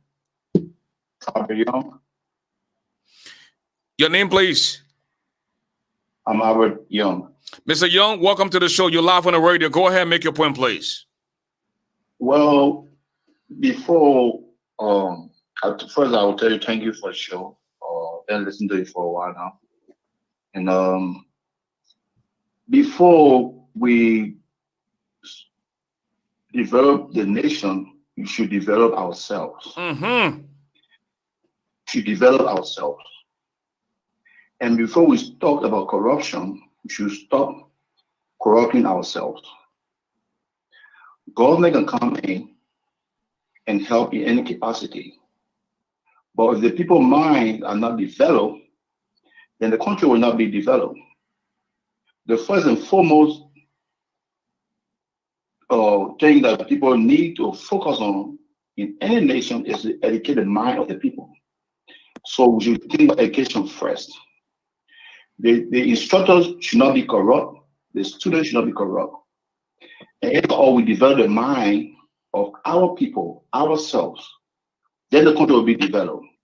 If we stop interacting with people in a corrupt way, then the country, I'm not saying corruption won't be there, but it will be minimized to the point that corruption will be like maybe 5%. Every nation has corrupt people. So to develop and infrastructure, we should develop ourselves. That's the point I want to make. Thank you. We appreciate you. Somebody said, ASHFORD, BRIDGERADIO, we can't always relate to the past. Well, in the School of Journalism, you got to do the backstory before you come to the present. We're bringing Steve Bowley, and then we'll work our way back to Shelton. Again, the telephone number to call is 248-979-1718. We can't do this by ourselves. We need to weigh in as well. Steve? So So what I'm hearing from most people, and I think this is the path that we are not on yet, is the ability to invest. You know, there is a difference between deposit and investment. And what we have been doing as Liberians, we have not been able to invest in human capacity. One of the things that made Ghana thriving today is the fact that Ghana was able, during Gerald Rowlands and other people time, to invest in the people. I challenge anybody to check any great nation under the sun today. They were able to invest. What does that mean? It has to start from home, schools, churches, the mosque. Then in evidence, they will bring these people into the system to be able to work so that we can hold them accountable. One of the things that I have seen in Liberia is we forget about all of this. We want this big change. We don't want to invest. Look at the educational sector. If we even go back to the budget and see how much is allocated to the educational sector, the president's budget is bigger than the educational sector. It speaks volume of where our priority is as a nation. And that's a problem. That is a problem. We cannot keep blaming the educated people and doing this and doing that. The truth of the matter is we have got to start investing in our human capacity. We got to build it. Because this is what is going to move the country forward. Whether it's from back home, whether it's from here, we got to encourage ourselves to equip ourselves, get ready, because we will be responsible to move our country forward. I don't care how much money people invest in the nation. If we are not built, if we are not ready to do the job, the actual job, expatriates and other people will come in the country, they will make huge money and go. They will make a lot of money and go. At the end of the day, guess what we'll be left with? We'll be left with a country that we have today. We are in 2000, and the country still looks like in the 60s. The country still looks like that. So we got to get back to the basics. Education, the educational system, investing in the values, in our cultures. We got to make sure that we don't take those things away. We don't take them away. Can you imagine I go to Liberia, I'm sitting, they got this new thing going on in Liberia. Do you know that you can send a 5 or 10-year-old child to go and buy you liquor to the store and they'll tell the child liquor? They will. They'll give the child a liquor. As long as they carry money, you tell the child what you want the child to go and buy liquor. It doesn't make any sense. You see small children, the highest thing now you go in Liberia. As a matter of fact, what am I saying? That's what I'm saying. It's getting worse because you go now, the clubs are more, the clubs and the churches, they just over. The clubs, any level you pass, some small noise, they're making music there, they're dancing there. What am I trying to say? ASHFORD, we need to get back to seriousness. This country that you see here, you see the people working 24/7, we need to get back to seriousness. You go to government entities or you go to working places, people go to work, they're supposed to be to work 8 o'clock in the morning. Somebody will appear to work maybe 10, 12 o'clock, they go for lunch, that's it, they don't come back. Man, we get it. So we need to attach some seriousness. Steve, you have a transport minister. I don't know if the guy still wants to go back to school. The man go to work with red trousers and pink shirt with book bag on his back. He's supposed to be the minister of transport of the Republic of Liberia. Are these serious people? You know, Shelton? Yeah, I wanted to add in what Steve said. Actually, I believe we're talking off the record. You talked about the loan given to these guys in the house where they come in and they get $100,000. The moment you get elected, yeah, you have the opportunity to take $100,000 upfront, and some of them will use the money to build school in their name. Yeah. And at the end of the day, if they're no longer in power, then the school becomes the personal properties. Okay. So America gave me the opportunity to go to school from a bachelor's degree to a doctorate degree on student loan. And that's why I'm not afraid to take any loan when it comes to education, because it is a good debt. But is this going to happen in Liberia? Because when we continue to talk about the educational sector in Liberia and how drained it is, there is no compensation for people who really want to learn. And you and I know that some of the young people burning to learn. That insatiable quest for education is there. But what the Congo people did, let's come back to the fact. They took some of these young kids and brought them in their homes, and send them to school. If even they were in public school, at least they had a roof over their head and they had food on the table and they were able to educate them until they graduated from school. Today, you talked about it. How many of these guys opening their doors to kids, bringing them in? You talk about one of the guys who brought his niece in and was sleeping with her at 12, 13 years old. Thank you. So it's all about what they want for themselves. So we're in a mess. You bring We're in your a serious mess. you bring your needs from up interior, that need becomes your sex slave. Yes, we're in a serious mess. And some of the people who practice same sex, you bring a low boy that you start to sleep with the boy. The next thing you know, the boy is damaged for life. So you and I wouldn't have had the education we have if we're still in Liberia. Maybe we would have gone to college, but it was not going to be sufficient, and it was still going to be less credible. Because you go to school in Liberia, you come to America, you still struggle because you better, especially what they have there now, they can better write a structured sentence, coherent. You have a senator from Boston County who calls me Alpha. 1 minute he call me Alpha, the next minute he call me Afro. I said, well, then just take the A and put B there and come in both from. Yeah. Can't even say my name right. Yeah, my man. These are people that are running the country. Let's go back to the telephone line. We have Aliyu on the line. Hello, Aliyu. Yeah, as for your annual thing hasn't started yet. It doesn't start in January. That's when that's right. Begin. The first week in January, and we have categories now. You want to be the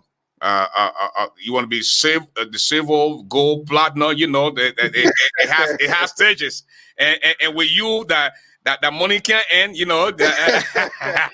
I know you do more than $10, so I'm not surprised. Yeah, we'll do the best we can do. I mean, we got to. It's no big deal. Right. We spend that money at Walmart anyway buying food. So yeah, but you guys are having a great program. The young up and coming radical Liberian politician. I don't know how he called himself now. A few weeks ago he was a bully, but now Mose. Yeah. Steve Bowler. Yeah. Yeah, he did a wonderful job making his voice heard. I've seen some local radio people from Liberia. Actually, I've watched them talk about Steve Bowler now. He's doing his own admission to be heard, and I think they're hearing him.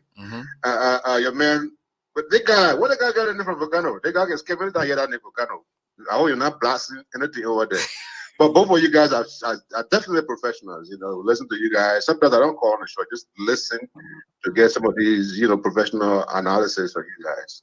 But talking about what Volcano just said, I don't think he said anything wrong, but I do not want him to give any credence to the Congo people over the native. Remember, at the time the Congo people did their thing, there were no social media. There were one radio station, two. I just say 1.5, ERWA and ERBC. ERBC was definitely for government, and ERWA did not interfere in politics. The Congos were raping even more than the indigenous. The Congos were sleeping with much, much younger kids, even at the president level, than the indigenous. So it's just that we're in a new dispensation, and whatever people does goes around the world. Even when Samuel Doe, the first indigenous president, came to power, there was no social media. But you have the indigenous people who find themselves in the military. They're ripping our African American sisters as well. They're ripping them and keep them out of the house. So I mean, either way it goes, the both did not do well for the country. Nobody got leverage over the other. But you have to remember, from 1980, before 1987, 79 up to 80, there have been a whole lot of publicity made around politics, and it was done by the very indigenous, the progressive movement. But would you agree that the soldiers were raping the African American, the Liberian American women until they started killing them? That's when they stopped that. On the watch of church people. I heard that. Okay. But for me, those stories were never authenticated. The only time those things came to the how will you say the story never authenticated when they have you on firing squad just for ripping people because they have guns? Well, again, When the indigenous does it, even if it's 2 or 3% who does it, then the whole world knows. But I am telling you, remember, we're talking about over 130 years of what these guys did. By grabbing people, children, bringing them in your house, they draw your water, they wash your woman clothes, your clothes, and everything, and clean the house, and get flocked on the fire like every time they make mistake, and you send them to school, you don't get credit for that. Oh, come on. They got educated, though. They got educated. The very clear people was Joseph Chesson. The Dr. George Boley was educated by the Taubers. You and I know he wouldn't have been Dr. Boley had Victoria Tauber not helped to educate him, right? Even the Baptist Matthew, I understand that. But okay. They didn't do them any favors. They pay for it. But the beautiful part about that is the resources that were used to enslave them before educating them were their own resources. If they had provided opportunity to all 9 counties at a time, if they had provided opportunity for other people, do you think the countryman in Grand Jury of Maryland County would have taken their only son or only daughter and gave them to a stranger? They would have educated their kids themselves. Aliyu, just quite recently, the countryman from Grand Jury hired a driver, and he was sleeping with the driver's niece, 13 years old. He impregnated this girl, took the girl out of the country because he was representative. That's one of the reasons why he did not succeed in being re-elected from Grand Jury County. So the country people are equally wicked as compared to the American Liberians. What are you talking about, bro? And I can accept that. My point is, people make more emphasis when the countryman does it. Let me just say this. Everything that the countryman does is a replica of what they learned. The people who were supposed to be their forefathers, the lifestyle that they taught these people are the ones that they follow. You know that when you see George Weah get to power, the first thing he built is his own houses and never care about renovating one government ministry is because the Congo men ran the country in their own houses and pay rents to them very selves. So they said train the child in a way that he or she shall grow. But then I think we're missing the mark here. Let me interject quickly. If George Weah was the hero that everyone wanted, this guy who was very much with a blank slate, are you telling me then the Liberian people truly made mistake?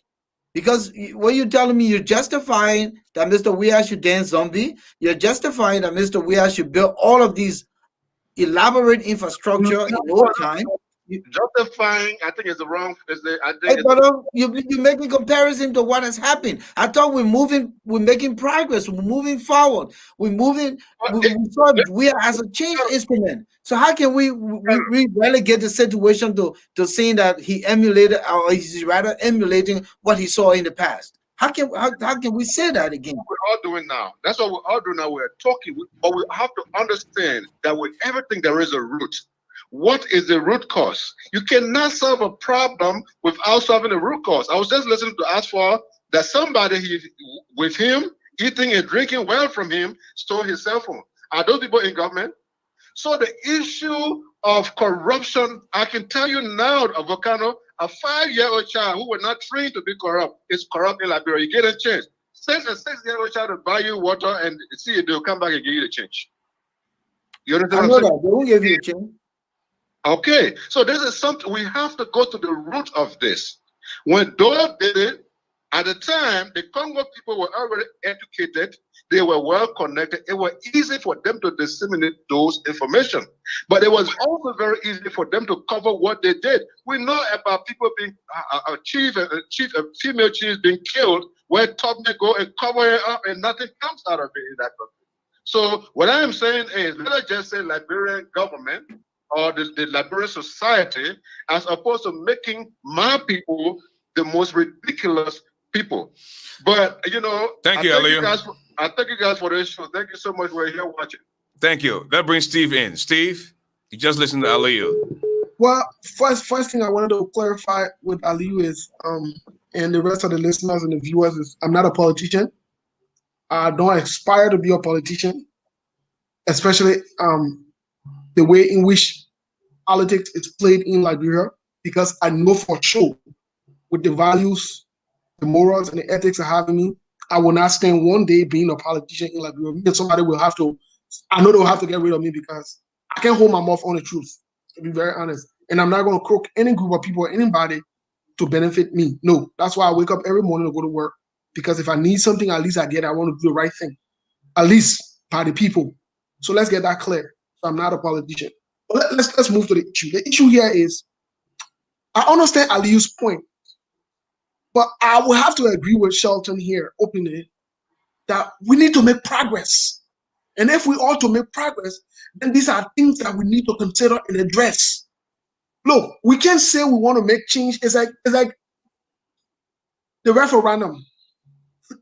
We should attack certain part and leave a certain part. And the reason we're attacking certain part now because it suits certain group of people and it will benefit a certain group of people. No, that's not fair. Let's do it so that it can be balanced and equal for everybody. If we are going to affect the Constitution, let's work on the Constitution, I would say entirely, so that it is balanced and we move forward. Because it's been, I don't know, almost 4 decades since we touched that Constitution. So if we are going to address the issue of whether that Congo or that the people or that so forth, let's educate Liberians. Let's provide education to Liberians, like as Shelton said earlier. We come to the country, when we came to the country tomorrow, we were there, we didn't know. But look, just the facility and the establishment of moving the student loan and loan on your back. Oh yeah. Just that avenue created in Liberia to say, you won't go to school? Okay, fine. You don't have to sleep with a professor. You don't have to sleep with a paper to be paying your school fee or doing the one. That's what happened. School from 12th grade to the one is free. You know how many parents will be happy just for that? But thus we have made that pronunciation that it was going, education, especially at university level, was going to be free. Look, I was excited, but I held myself back. You know why I held myself back? Because I knew that it was not well thought, the process to be brought up to the public. It's a good idea, but these things have to be processed, well thought. And he channeled it through the legislature so that it becomes law, where the government can support it as a whole, and it's not a part of political initiative or a party initiative. Maybe you would have scored a good point, but guess what happened? It becomes legislation, people work with it, and it's approved, and we all taxpayer pay towards that. These are strategies that you can bring out. So I agree that. And still, with all the beautiful women we have in our country, you know, you see a young lady, a teenager, comes to you and say, "I need scholarship to go to school," and in return, you want to sleep with that young lady before you can send her to school. Can you imagine? How wicked can you be? Somebody is at the same age of your daughter, you know, to you now, that the woman you see. What kind of conversation can you have with a 12, 13-year-old or the 15-year-old girl? Person is so smart, bright, A student. They want to advance their education. And because you're assistant minister, you deputy minister, or you minister proper, you want to sleep with them before you can send them to school. What is wrong with that picture? And ASHFORD, let me say this though. And that's what people don't understand. That's what people don't understand. And no disrespect to our women, or most of our mothers, our sisters who are older, this is the cycle they had to have gone through. It's a trauma in itself when a woman, look, even when you are Christian in the Bible, when you read the Bible, do you know that Jacob had one daughter, but most of the times it's not mentioned in the Bible? The reason she's not mentioned in the Bible is because that girl was raped. Do you know when you tell a little girl or young girl who is coming over all that potential that you say to her that I got to sleep with you before I pay your school fee, and she knows her parents don't have it, and she does that not in her own way of violation at that time. Do you know that you have exploited that girl, you've abused her? That thing never goes away. It becomes a trauma that she lives with, that goes with her for the rest of her life. While that old man is moving on with life, looking for the next victim. So it becomes a cycle. At the end of the day, I will say this, it has an impact on the women. That's why you see, to some extent, some of our women behave the way they behave. Liberian women are good women, they are good people.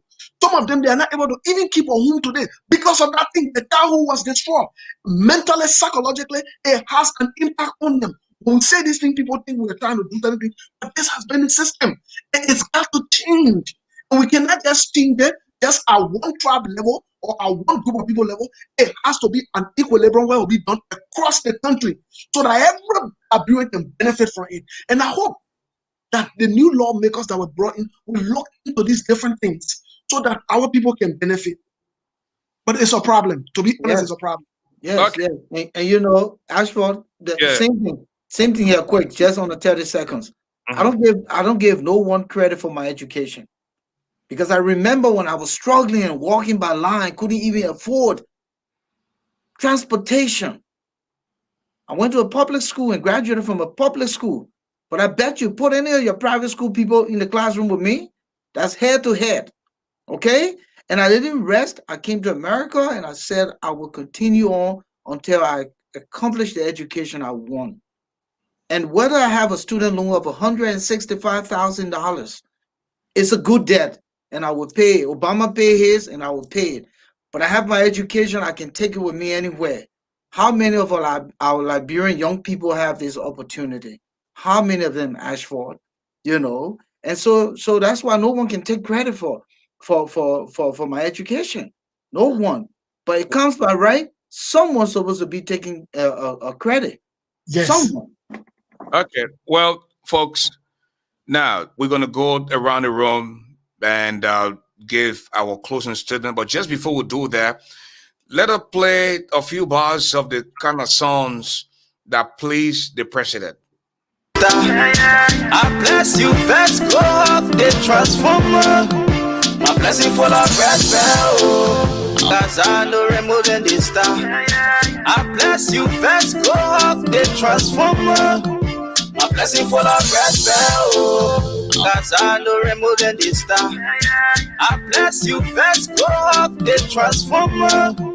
My blessing full of red bell. Cause I know removing the star. I bless you, first go up the transformer. My blessing full of red bell. In a nutshell, the president of Liberia is telling you that he's blessed and his blessing is full of red bag. If you vest, go and hawk the transformer. Take a listen to one of the things that that entertains him as well. But you not bring a jealous zombie. The puppy blessed me some here to party. I won't war yellow zombie. I won't bought with a crow yellow zombie. But you not bring a jealous zombie. The puppy blessed me some here to party. I won't war yellow zombie. I won't bought with a crow yellow zombie. But you not bring a jealous zombie. The puppy blessed me some here to party. I won't war yellow zombie. I won't bought with a crow yellow zombie. But you not bring a jealous zombie. The puppy blessed me some here to party. I won't war yellow zombie. I won't bought with a crow. Other people will ask God to bless them, and when God blesses them, they will come and say, you know what, let me change the lives of others. But in this case, your president is telling you that God has blessing and he will party. He will ball until he crawls like a zombie. This is the kind of stuff that this guy, you know, get a tick of, you know. No safe drinking water, no electricity, no food. But No money in the bank. Until you crawl like a zombie. Steve, your pardon coming, brother. Then we can come to the shelter and call this a night. Well, I want to say thank you. Actually, I want to say thanks to Shelton also for having me on here today. I've never been so concerned about the future than I am now with the young people. You know,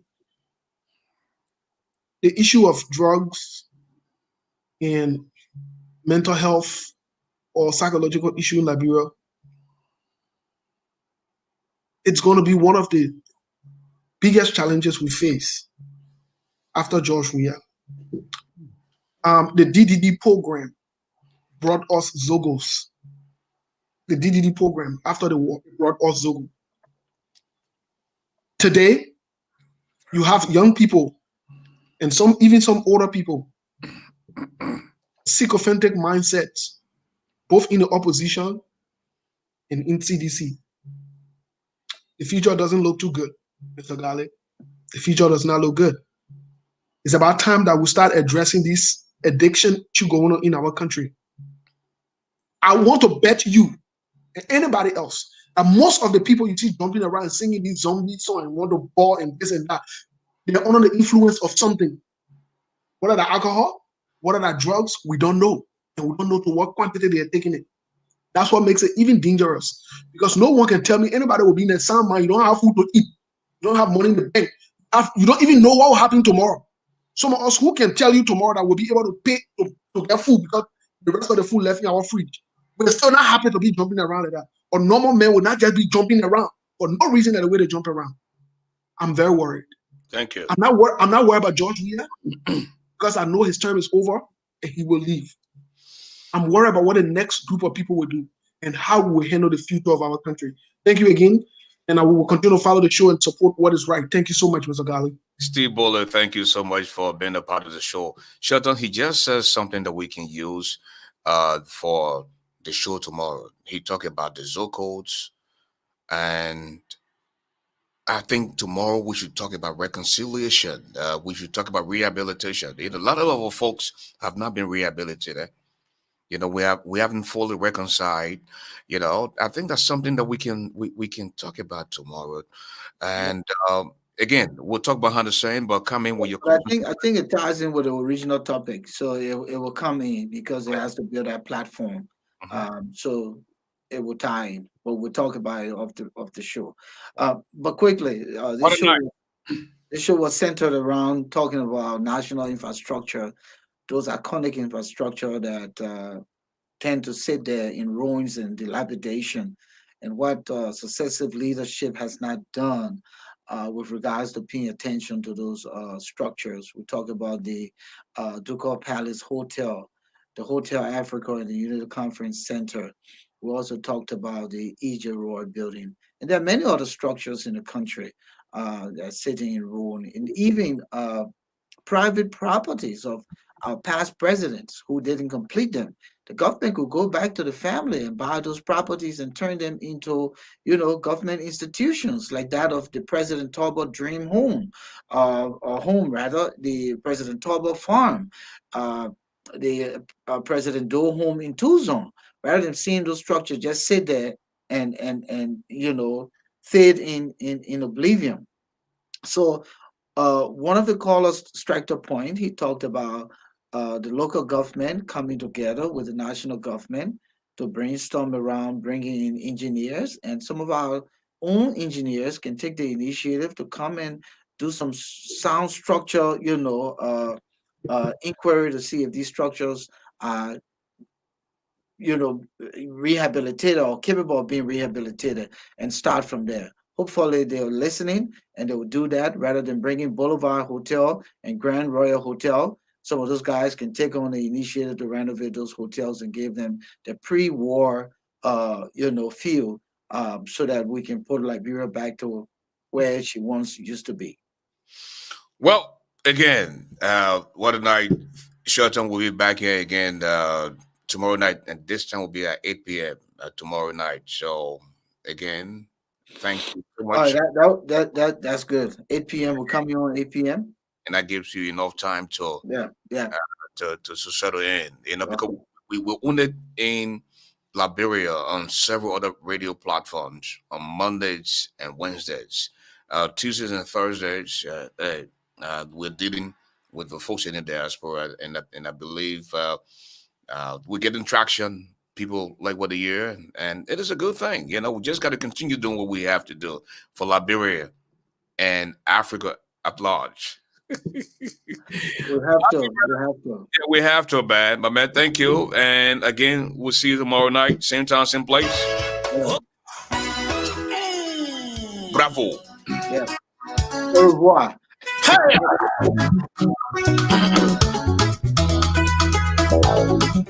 And folks, I'm afraid it's all the time we have to be with you tonight. God willing, tomorrow night, 8 p.m. Bridge Radio Africa.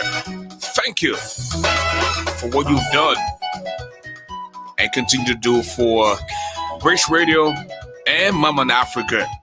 Until then, can you please allow me to borrow the words of the wise man? Tough times don't last, tough people do. The height of a man is never known until he rises, because there's no second chance to make that first impression. Don't see okra and swallow bone, because you can't hide your nakedness from bathing bucket. When God bless you, don't see that medicine.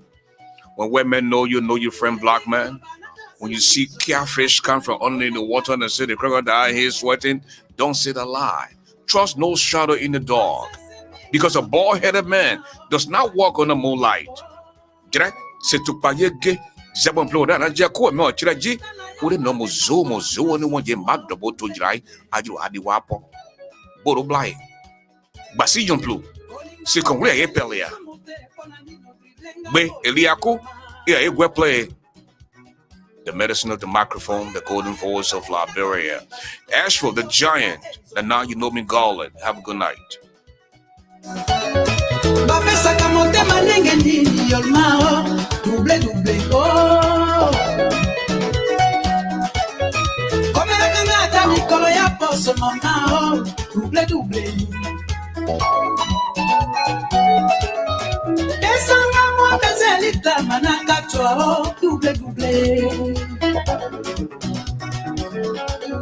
Soki opesinga ya lalemu wana na komi desika na lingaka yo Maria Masane na bamba na motema na kokate ikana binisa mama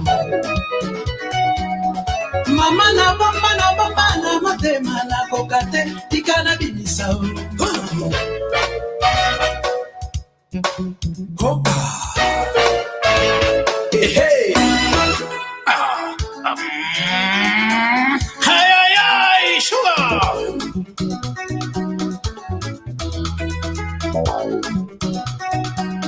L'ingénieur Tumba Kikela.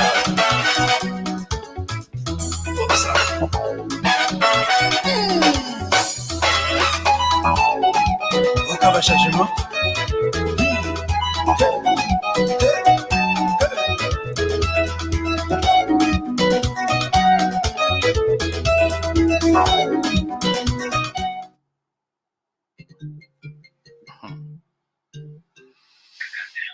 Hello. Ashford, I hope you're not on the air. Okay. Okay, let me hang up. You guys still on the air. So let me hang up and call you back.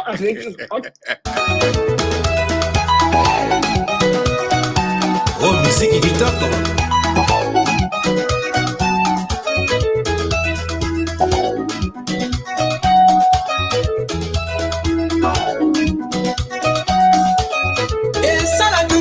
Na motema, na motema, na monema, yaka pesa mbeze litama, soki opesi maya la lemu, wana na komine sika na lingata, sala kanga pasi na motema, na motema, na monema.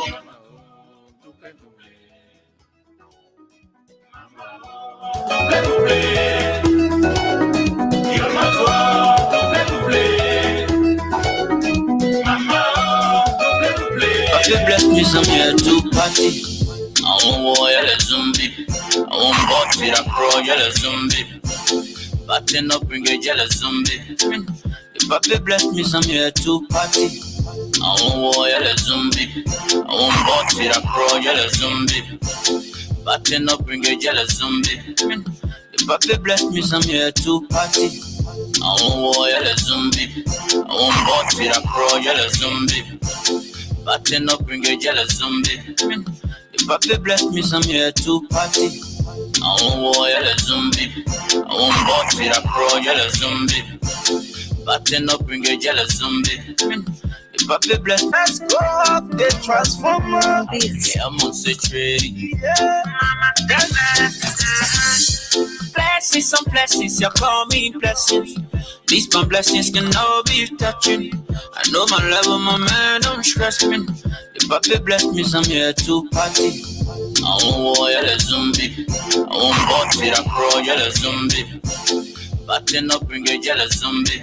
I got a party people dancing yellow zombie.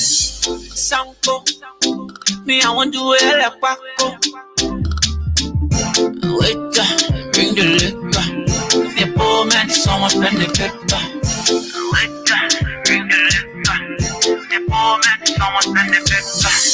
say nobody. I won't party. I want you to go down low. I want you to find it slow. Mama, you rock the show. I'm ready to spend some more. And I'm gonna, sit down, I'm gonna check it. See, I see no time for check. But I want you to dance like you ready, don't care. And do the dance for the zombie set. It's me and you, mama, no more stress. I want to dance, I feel myself. I want yellow zombie. I want body that pro yellow zombie. Batten up bring a yellow zombie. Got a party people dancing yellow zombie. When Uncle T-shirt fail, they to them one photo. Yeah. That do or die when they shake come around. You know, when I move blast me, they papa blast me. Yes, you blast me, you cannot stop me. You money can never go low. We say they have, but no heaven low. Papa fire me on papa. Ragazza no remote than the star. I bless you first, go up the transformer. My blessing full of red bell. Cause I know remote than the star. I bless you first, go up the transformer. My blessing full of red bell. Cause I know remote than the star. I bless you first, go up the transformer. My blessing full of red bell. Cause I know remote than the star. I bless you first, go up the transformer. My blessing full of red bell. Cause I know remote than the star. I bless you first, go up the transformer. My blessing full of red bell. Cause I know remote than the star. I bless you first, go up the transformer.